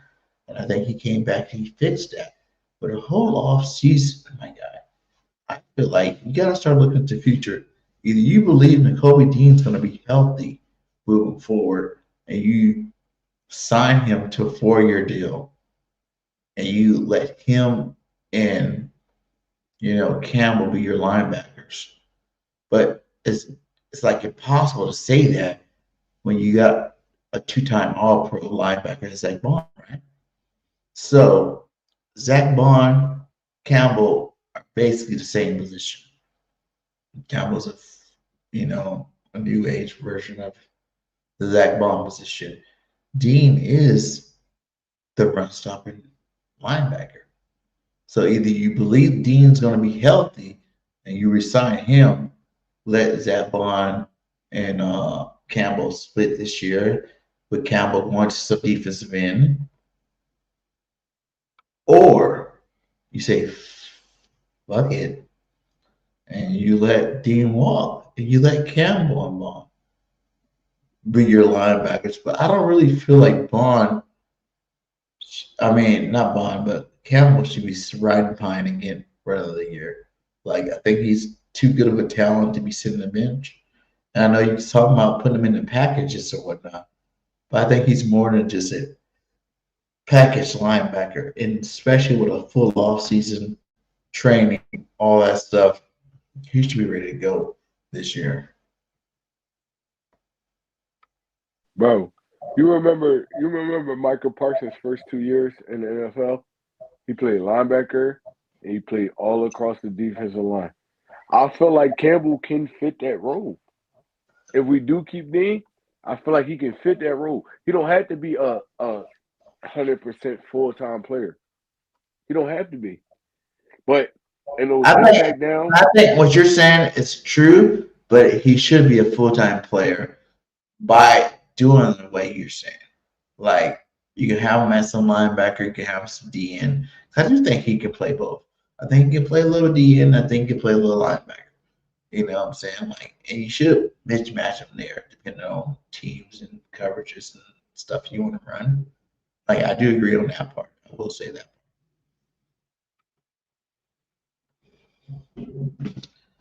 Hey, we got a super chat here from Robert. Get it up here. Shout out to you, Robert. He said, Robert Dredden with the super chat. He said, what up, fellas? Hope y'all having a good week so far. AJ ain't going nowhere. Sidebar. Never buy a blanket from the Dallas Cowboys secondary. They can't cover anything. Hey, Robert always comes with the most fires fucking shit in terms of hating on the Dallas Cowboys. He is definitely anti-Cowboys. Salute to you with the $10 super chat, my God. Much love to you. And yeah, like I said, like, that is the question too. From what you heard from Howie today, do you think AJ's going anywhere? I mean, it's hard to say. It's hard to say. Like a lot of stuff in the off season is like smoke screens, and I mean, you never know what these dudes really thinking, like their intentions. So it's hard to say.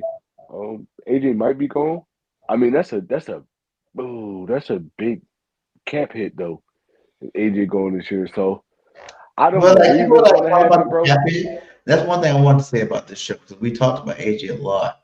But on the cap hit side of it, right? Just imagine this. If you're talking about a guy like Crosby, right, who's under contract, if you were to trade AJ for a Crosby, you're basically switching dead money. You know what I'm saying? Like, Raiders got dead money for Crosby. AJ got dead money. For the Eagles, they both got big contracts. You'll be switching one for one at the end of the day. Like, the dead cap money is not going to really outweigh one or the other. That's what I'm saying. That they're two-star players at two different positions. But if you were to make a trade like that, and that's why I think Howie says he keeps it open. Like, he's not shutting down any trade. He's not saying he's trading AJ, but he also said he's not shutting down any trades. He's going to listen to everything. Because there are some players in this league where if you were to make that trade, that dead cap money is not going to mean shit, because the other team's dead cap money they're going to do for trading their player is going to be huge too. which But you know it don't work like that, right, BJ? it does work like that. It don't work like that. And the contract like clauses, if he's traded in this year or by this time, it don't matter who else you sign. That dead cap is dead cap. That's what I'm saying. Though, like, Unless you find a regardless, motherfucker, you unless you lose find a that. motherfucker that's Like gonna take I'm that saying shit that in on. terms of, like, the Eagles are losing their cap, but the other teams losing their cap too. But they're both getting the players that they want.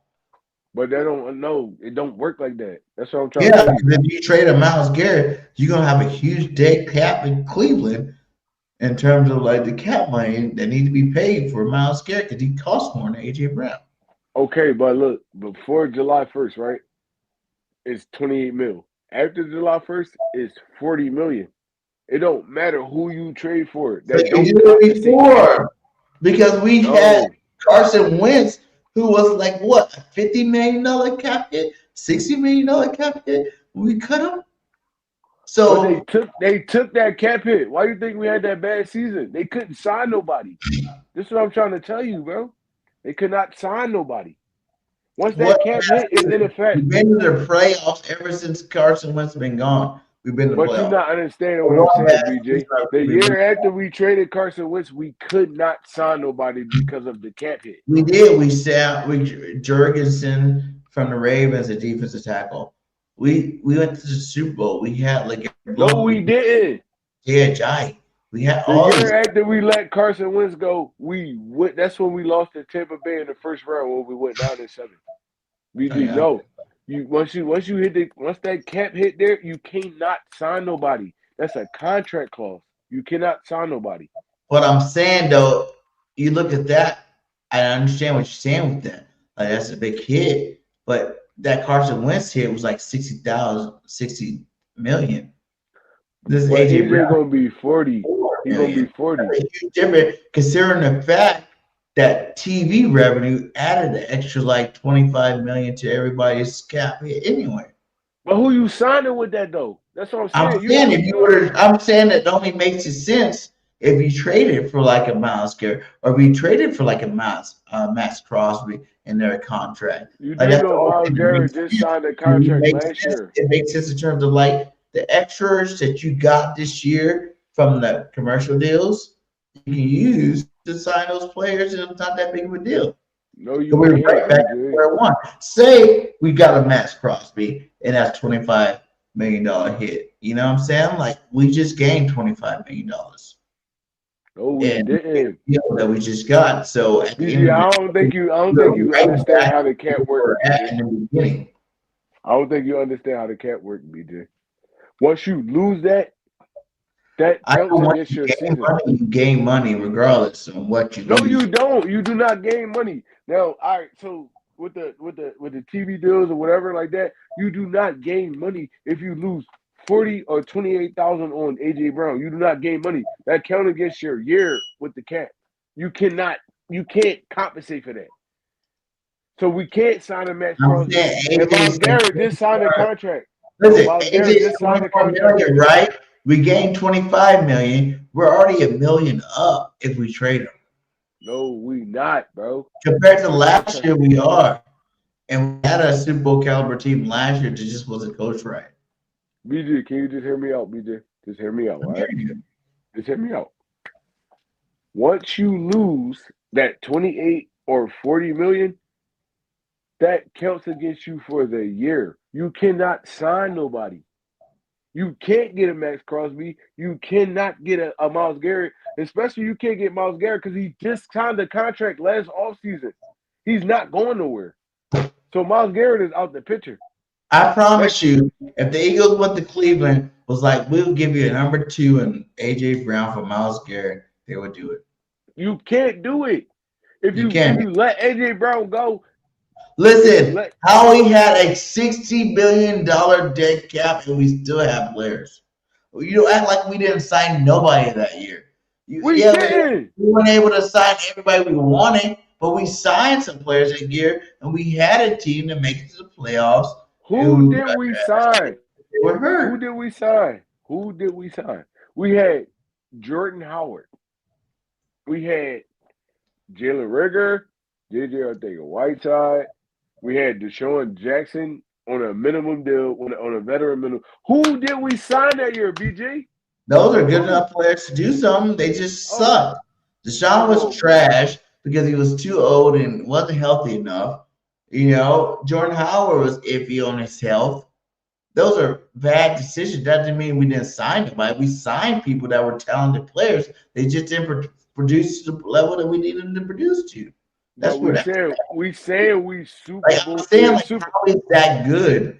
Where with an extra $35 million on a motherfucking cap, he can go ahead and make a move like that if he want to really make it. And I think that's really why, he said because he said it right here, man. Like, listen to him, man. Like, I ain't He lying. This did. is what the boy said. Like, he said that about, He AJ. did.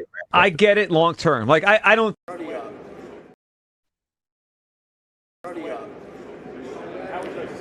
Always try to make decisions in calm times. You don't. We do the same thing in the draft. We have a value for, every player on the roster, so that we don't get sideswiped on anything. That we understand what we would do. That doesn't mean we would trade them, but at the same time, we got to be open to listen on everything that we do here. That's what a lot of this week's about. That's what a lot of the first couple weeks of free agency is about. That doesn't mean there'll necessarily be action, but you got to be willing to listen. We'll do that during the draft as well, and decide what's the best for the Philadelphia Eagles. At the end of the day, everything we do is what's best for the Philadelphia Eagles so that we can try to compete and hopefully win another championship. He's listening. Meaning he's listening because there are trades that are out there that will make it make sense. And I feel like those trades are very few. There's only certain elite players that you will bring to your team that you were worth sacrificing that dead cap money. And like a Miles Garrett, a Max Crosby.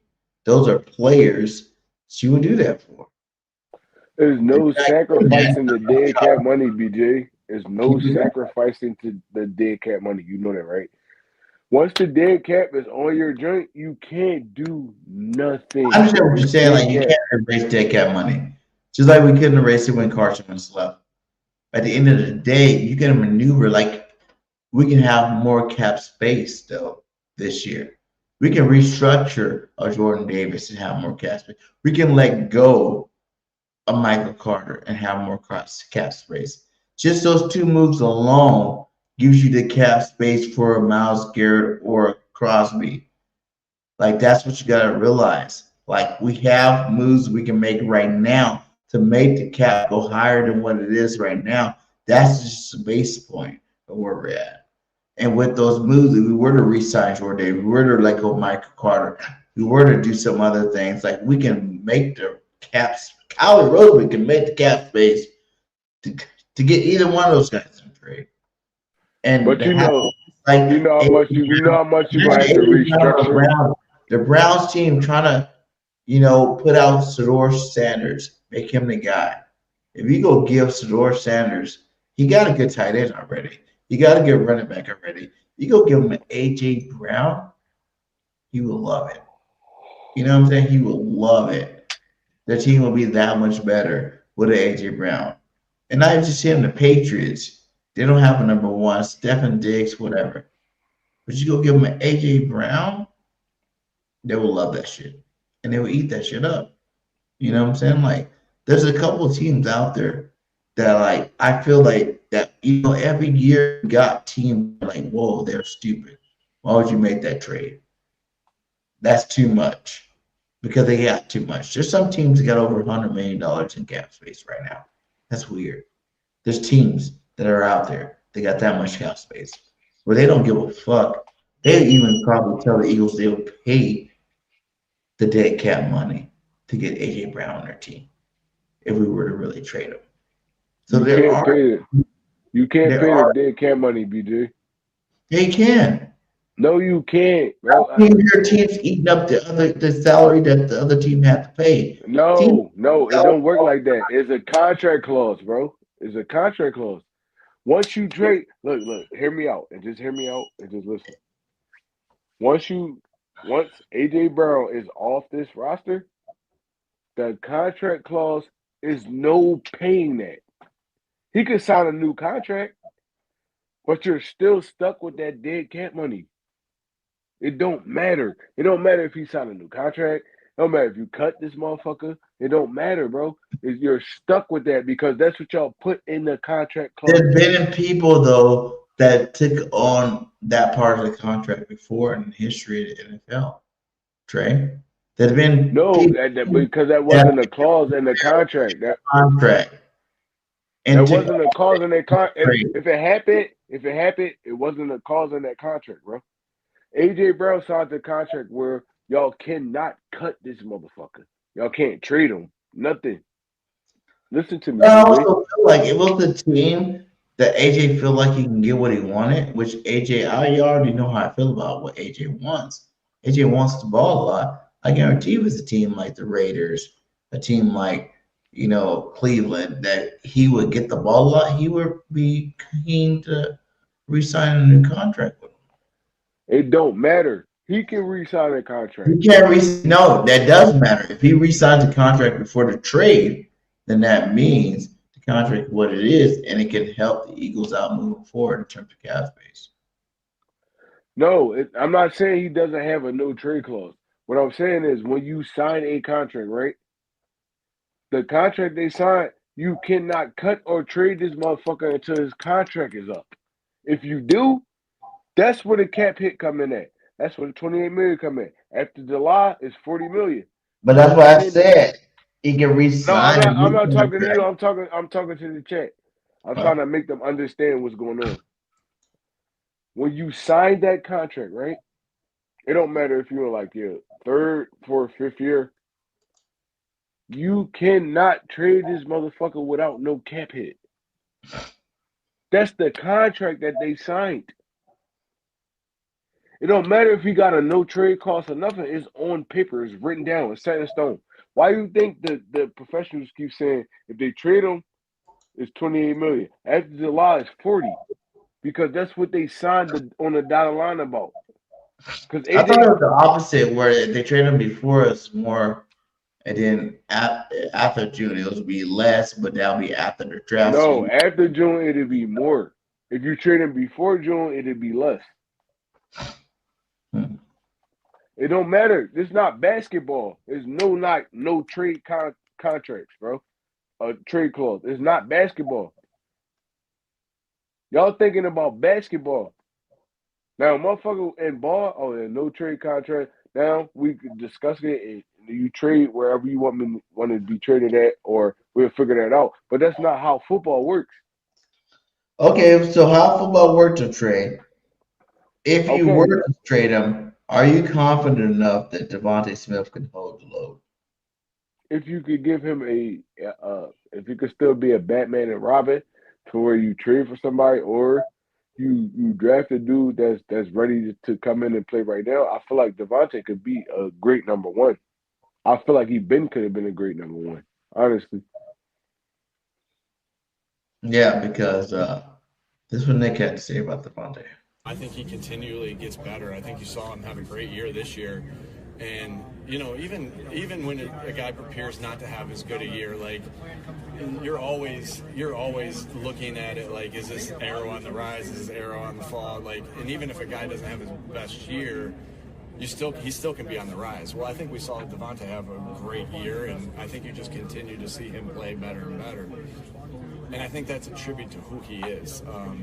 Guys that are tough, that love football, that are smart football players, and are talented, have a tendency to reach their ceiling, and God willing. And I think that's what you're seeing. You're seeing him continue to get better. You're seeing him continue to do these things and make plays only that he can make on the football field. And so I just think you continue to see him on the rise, and excited about what he'll look like in this new offense that we'll have.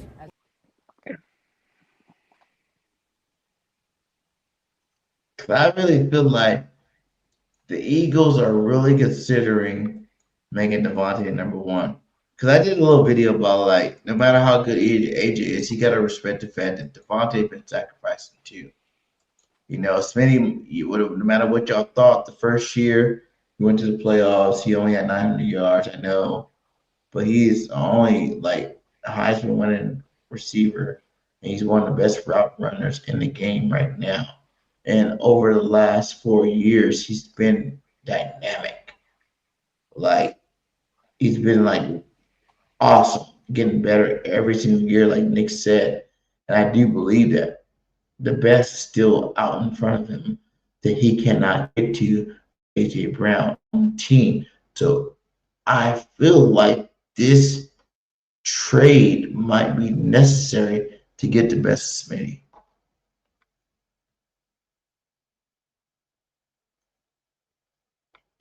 I agree. Like you said, he since his rookie year, it was just him and AJ. So this might be Devontae breakout year. Honestly, if y'all could put like a solid number 2 or 3 around him. Um, Like even if without you that, were to make the trade with AJ, would you bring back DeHaan Dawson or would you go like for Dobbs? I'm bringing back Jahan. If AJ got to go, I'm bringing back Jahan. Jahan been waiting for his time. Honestly, he been the number 3, and honestly, he probably been the number 5. Honestly, because you got Yeah. he been the number 5 because you still got AJ, Devontae, them the first 2 looks and the wide receiver. Then you got Saquon out the backfield. Then you got Goddard. So yeah, he been the number 5, and I feel like he been shortchanged. He been shortchanged honestly. So I mean, if he decides to come back to Philly and they tell him AJ is going to be gone, I feel like he'd be a solid number 2 because you could play him out of the slot. You could give him those jet sweeps. You could give him those quick routes where he can make some plays. So For those who Jahan think Dotson. Dobbs would be better at the number 3 spot or number 2 spot, how would you compare Dobbs compared to? He's gonna be a free agent for Green Bay, and you know that's where Mannion comes from. How you compare him to a Jahan Dawson? Hold on 1 second. You, um, what's that? Name brand 73, 72. He would be great as a number 1, but he'll keep getting hurt. Watch. His rookie season, he didn't get hurt at all. College, he didn't get hurt. So why you feel like Devontae will be a person that'll get hurt all of a sudden? No, I don't think he'd get hurt either. Yeah, And I do like, he never been an injury prone player. So why you saying he'd get hurt? Johnny Wilson being back for the blocking receiver. I do like that. So he was a good blocking receiver last year. He was hurt this Yeah, but year. he coming off an ACL tear, so you don't know what happened with I do Johnny think Wilson. though. Honestly, I think not only does Dawson need some more carries, I think he earned the carries, like you said. I think Dawson earned his carries. So you at least got to sign him to a 2-year deal. And you let him go out there if you do trade AJ and let him be a number 2. And then you have a guy like Cooper to be your number 3 because he's earned more receptions too. And that'd be yours. Devontae get the bulk of the receptions. Dawson, then Cooper. And I think we have a good receiving core. Then you got Johnny Wilson gonna get his own targets. He's gonna be his good blocking receiver, you know. And I think there was another receiver too we liked last year. Oh, you draft a receiver. You add to the bunch. I like Darius Cooper in the preseason, but I don't feel like Batulo used him to his best ability. And his best ability is going up, contesting catches, and getting the ball in his hands, making a play. So this would cook me about the Eagles, honestly. Like we had so much talent, bro, but they did not know how to get the ball in these dudes' hands. And it's like I just seen offenses with way less talent that Way did less. better. It was way less. It was like, damn, bro, we got all pro talent. We got a number Yeah. one. We got a number 1 that's gonna be a number 1 anywhere. We got a number 2 that could be a number 1 anywhere. Jahan Dotson was drafted high. High. He could be a number 2 anywhere. Dallas Goedert is one of the best tight ends in the NFL. Saquon Barkley is the best running back. How you can't get the ball in these dudes' hands is like it's beyond me, bro. It's beyond me. Like how you can't get the ball in these dudes' hands for them to make a play is beyond me. There shouldn't be no reason we going a whole half without getting the first down. Facts. It's like, bro, it's crazy. It's beyond me, bro. It's Facts. like I could do that. Like I coach little league football, and I could have two, probably three dogs on my team, and I'm gonna figure out how to get the football in their hands. Y'all Facts. profession, y'all professionals. Y'all are professionals. You're a professional, bro. There's no reason your offense should have been bottom tier. No reason with the weapons you had. It don't matter what you call it. There's no reason it should have been bottom tier. Your quarterback is a dual threat. You have a dual threat quarterback. It's like, bro, it burned me out because I didn't understand what was going on, honestly. And it was like, yo, y'all chose to bring this dude up. Y'all chose to put him where he wanted to be, but it's like, there's no way you got Saquon Barkley, Dallas Goedert, A.J. Brown, Devontae Smith, Jahan Dotson, who was a first round pick, Darius Cooper, who showed himself in the preseason. It's like, there's no reason you can't put an offense together where all these dudes could be eating, bro. Probably not on the same capacity, but at least close. At least we not in the bottom 20. We should have been this offense. Honestly, it should have been at least top 10, top 5 offense, bro. It should have been. And it's What like, do you think about what do you think about Dallas Goddard? Is he coming back? Should we sign? Like, I think we should sign Dallas Goddard to a 1 year deal again, and then draft Sadiq Morgan, and then let him mentor Sadiq until next year, and let him go. Or we sign Dallas Goddard to a 1 year deal and trade for Cal Pitts, and then after this year, let Cal Pitts be our number feature back, tight end. How do you feel about that? if it's me, we don't have no tight end signed on the roster. So, I probably bring back Granson, Dallas Goddard. And I ain't even gonna lie, like, bro, he had his best season as an Eagle, so he's not gonna sign no 1 year deal, bro. He's getting older. He's getting older. He's trying to get some pape. He's trying to get some paper. If I'm Dallas Goddard, I done had a whole lot of injury prone seasons and all that. I had my best season. I played all the games. I had my best season as an Eagle. So I'm trying to get paid. If it's me and the younger from Oregon, Sadiq, he do fall to us. I'm trying to sign Dallas Goddard. I'm bringing back Grayson, and I'm signing Sadiq because he give me that Zach Ertz vibe with a little bit more pizzazz. So I'm bringing him in. I'm letting him sit under Goddard for like a year or two, and then he's gonna be our future tight end. If I'm Howie Roseman and I'm making them type of deals, that's what I'm doing, honestly. Yeah, that's what I think you should do for sure. Like, you should draft Sadiq and keep Dallas Goddard for 1 more year. But like you said, he might not want a 1 year deal. But you said you sign him to a top heavy 2 or 3 year deal, so where you can get out of it 1 year or 2 years with Sadiq. Because if either you do that or you let him walk, you do whatever you can to go get Kyle Pitts and Sadiq and let those guys be your tight ends moving forward. Yeah, no, I'm drafting younger. Like I said, he's a more defined, faster, quicker Zach Ertz than me. He's a mismatch nightmare.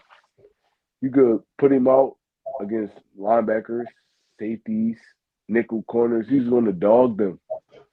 Only thing he got to get better on, in my opinion, is his blocking. You got to get better as a blocker. And that come with like coaching and drilling it. But as far as like mismatch nightmare, oh yeah, no, he's gonna cook linebackers. He's gonna cook nickels and safeties. Now you can get this dude in his offense and y'all running the show McVay type offense. I'm cool with that, bro. Like I You just take gotta it. remember, Kraft was like leading the tight ends before he got hurt. Exactly. That's what I'm saying. Like he's a mismatch nightmare, especially with Saquon Barkley play action over the middle, bro, he's a mismatch nightmare. He just got to get better as a blocker, and that come with like coaching and getting the right dudes around him. But dude, he's gonna be legit in the league if he go to the right team, and I feel like he'll be still around in that range where we picking at. What about I don't like CJ? I don't like Isaiah Likely in free agency, bro. It's like Oh, like wait, because I was gonna go CJ, but you just brought up Likely. I like Likely. I like Think him too. It's the same thing.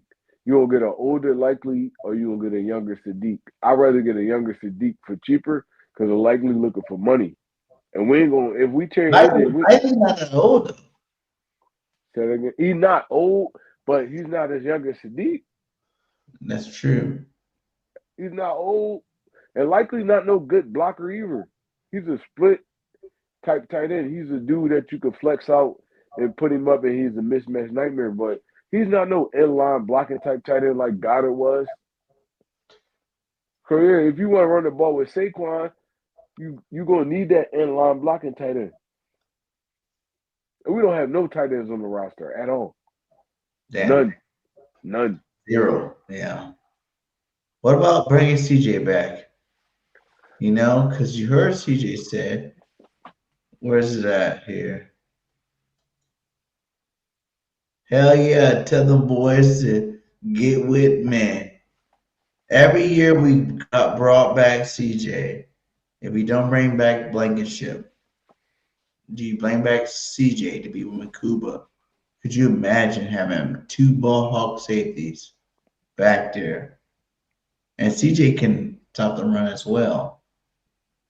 Would you like to see that happen? I don't think they bring back CJ for the third time. Honestly, whatever happened on the last one, it was personal between both sides. Um, all CJ did this year with Chicago was talk about the Eagles. So I think it was personal. I don't think they bring him back again. I would, if it was me, honestly, I would. Because like you said, every time we had CJ, we went to the Super Bowl. When we played the Chiefs the first time, CJ was there. When we played the Chiefs the second time, CJ was there. But I think this is more personal than anything. So I don't think they bring him back. I think they fight hard to bring back Blankenship and hopefully Makuba gets healthy. I mean, if not, you got Sidney Brown to fill in for that until you come back. But I don't think they bring back CJ, honestly, in my opinion. And all this being said, the last thing I want to talk about before we get out of here is Nick Sirianni on the hot seat. In my opinion, no. I don't feel like he on the hot. Why would he be on the hot seat? You gotta think about the history of Cincinnati. Because you picked these offensive coordinators that sucked 2 times in a row. And from what we hear, you're picking it basically was Nick Sirianni. When you heard him talk today, he basically was like, I interviewed 17 people. He said I. He didn't say we. He said I interviewed 17 people, and this is the best candidate we got for you. It's Mannion. So that being said, this is a Nick Sirianni hire. And Mannion. It's a different scheme, yes, but it's still his hire. If it doesn't go right, it's Nick Sirianni on the hot seat. Because if we don't go to the Super Bowl, or we don't even make it to like the NFC Championship game, this team is too talented for that. Do you think that we got rid of Dougie P. He won our first Super Bowl ever after a year, after 2 years. You know what I'm saying? And Nick on that same trajectory. I don't think Nick Sirianni on the hot seat. Honestly, I feel like it's more of a. I don't even think that Sean Mannion hire was Nick Sirianni. I feel like that was probably Howie and Jeffrey, but he's going to take the fall for that, honestly. But why would you want to get rid of this dude? Why would you want to get rid of Sirianni? Honestly, it's like y'all, the dude, like you scream about Jalen Hurts all the time, BJ. Jalen Hurts been in the playoffs every year of his career, but who he been in the playoffs with? Yeah, Nick there's Sirianni, right? Nick is that guy. Yeah, yeah. All he did was win since he been here. So why we getting rid of this dude, bro? Why? It's clearly something he's doing Because he's that's not keeping. learning. If Mannion doesn't work out, it'll be he's not learning his lesson. But I don't feel like Mannion was a Nick Sirianni pick. I feel like that's more of a Jeffrey Lurie, Howie Roseman pick, and he's just taking the brood of all of it. It's like, all right, well, look, they hired him. I'm gonna stick my neck out because at the end of the day, you the head coach. You're not higher than these dudes, so you got to stick your neck out for that pick. But I don't feel like Sirianni on the hot seat. Even if we go 11-6, 12-5, something like that, and we don't win the Super Bowl or nothing like that, that's like Nick Sirianni is legendary right now. He don't even peep. Like everybody don't like the theatrics or he don't call plays and all that stuff like that, but he's legendary right now. He never No, the missed the same playoffs. legendary trajectory of Jalen Hurts. I feel it. Yes, he's legendary. He never missed the playoffs, just like Jalen Hurts. He never had to lose a season, just like Jalen Hurts. He's been to 2 Super Bowls, just like Jalen Hurts, and he's won one, just like Jalen Hurts.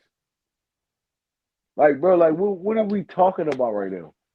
Y'all remember those? Even Andy Reid, he had a million bad seasons, a million bad seasons. They gave him what, like 14 years?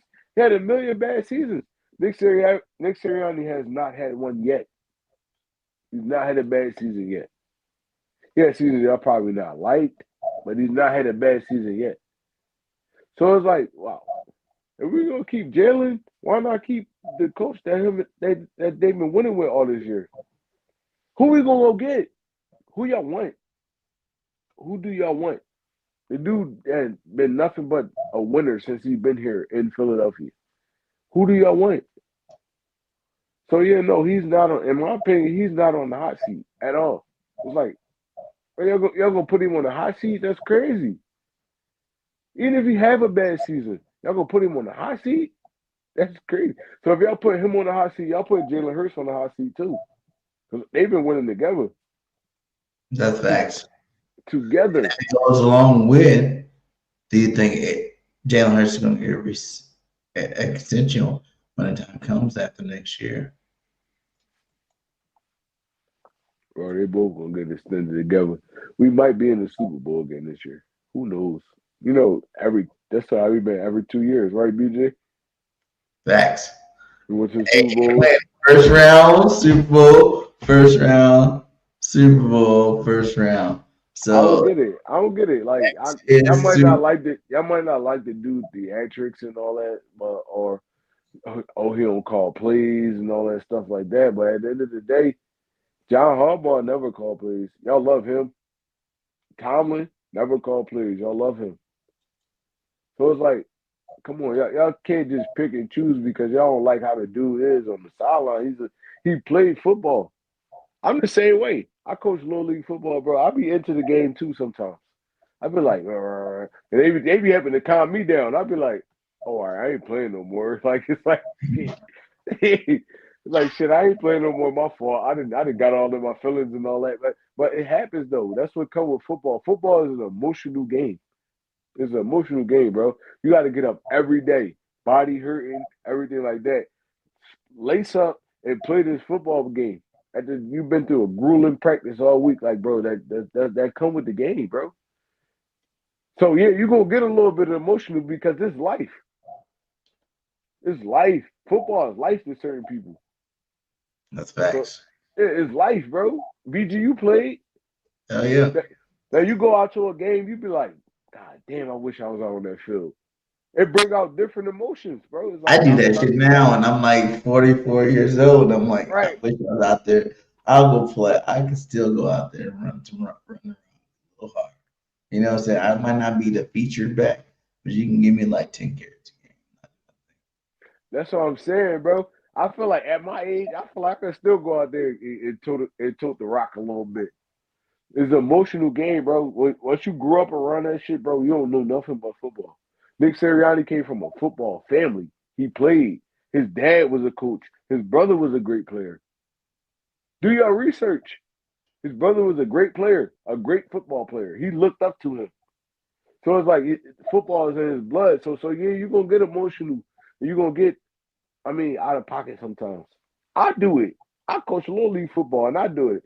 And they be like, Jay, you look back up. You gotta chill. Like, but if that shit, You better back up. yeah, if it's in you, it's in you, bro. It's like, look, bro, I love it. I love the dude. I love Nick Sirianni for everything he did for us these years he been here. Hey man, I ain't mad at you, man. That's legit. The Knicks definitely done this thing, man. And like you said, like you can't go Nick without Jalen. You can't go Jalen without Nick. And they both are winners. Period. At the end of the day, the Eagles as a whole, with them leading the ship, is winners. So I feel like we are safe in the leaders that we have for this football team. Howie Roseman's going into this week. He's going to be talking to, Zach Ertz's agent to see if he can get a deal with him for another year. If not, then Zach will have to go, and we're going to replace him with someone better.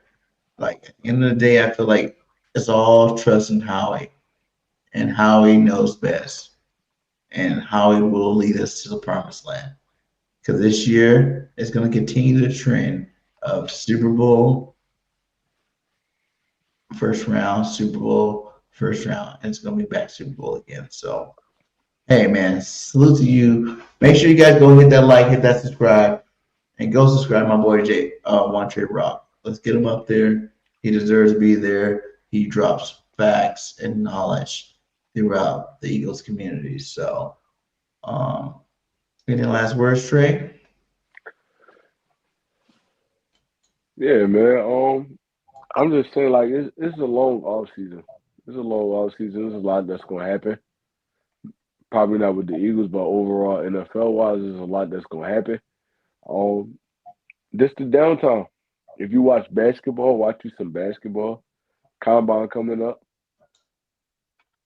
Baseball this spring. Baseball. Look, bro, sports all year around. It depends on what your preference is. But at the end of the day, the Philadelphia Eagles this year is unknown, coaching-wise, player-wise, all that. So we're going to rock out through this all season. We're going to go through the draft, free agency draft, boom, boom, all that. And then football going to be right back. It's going to be right back, and we're going to be having these discussions again. So I don't really got too much to say, man. It's your boy One Trade Rock. I'm out of here. Hey, man, this BirdGang 31. Fly, Eagles, fly. And we out. Peace.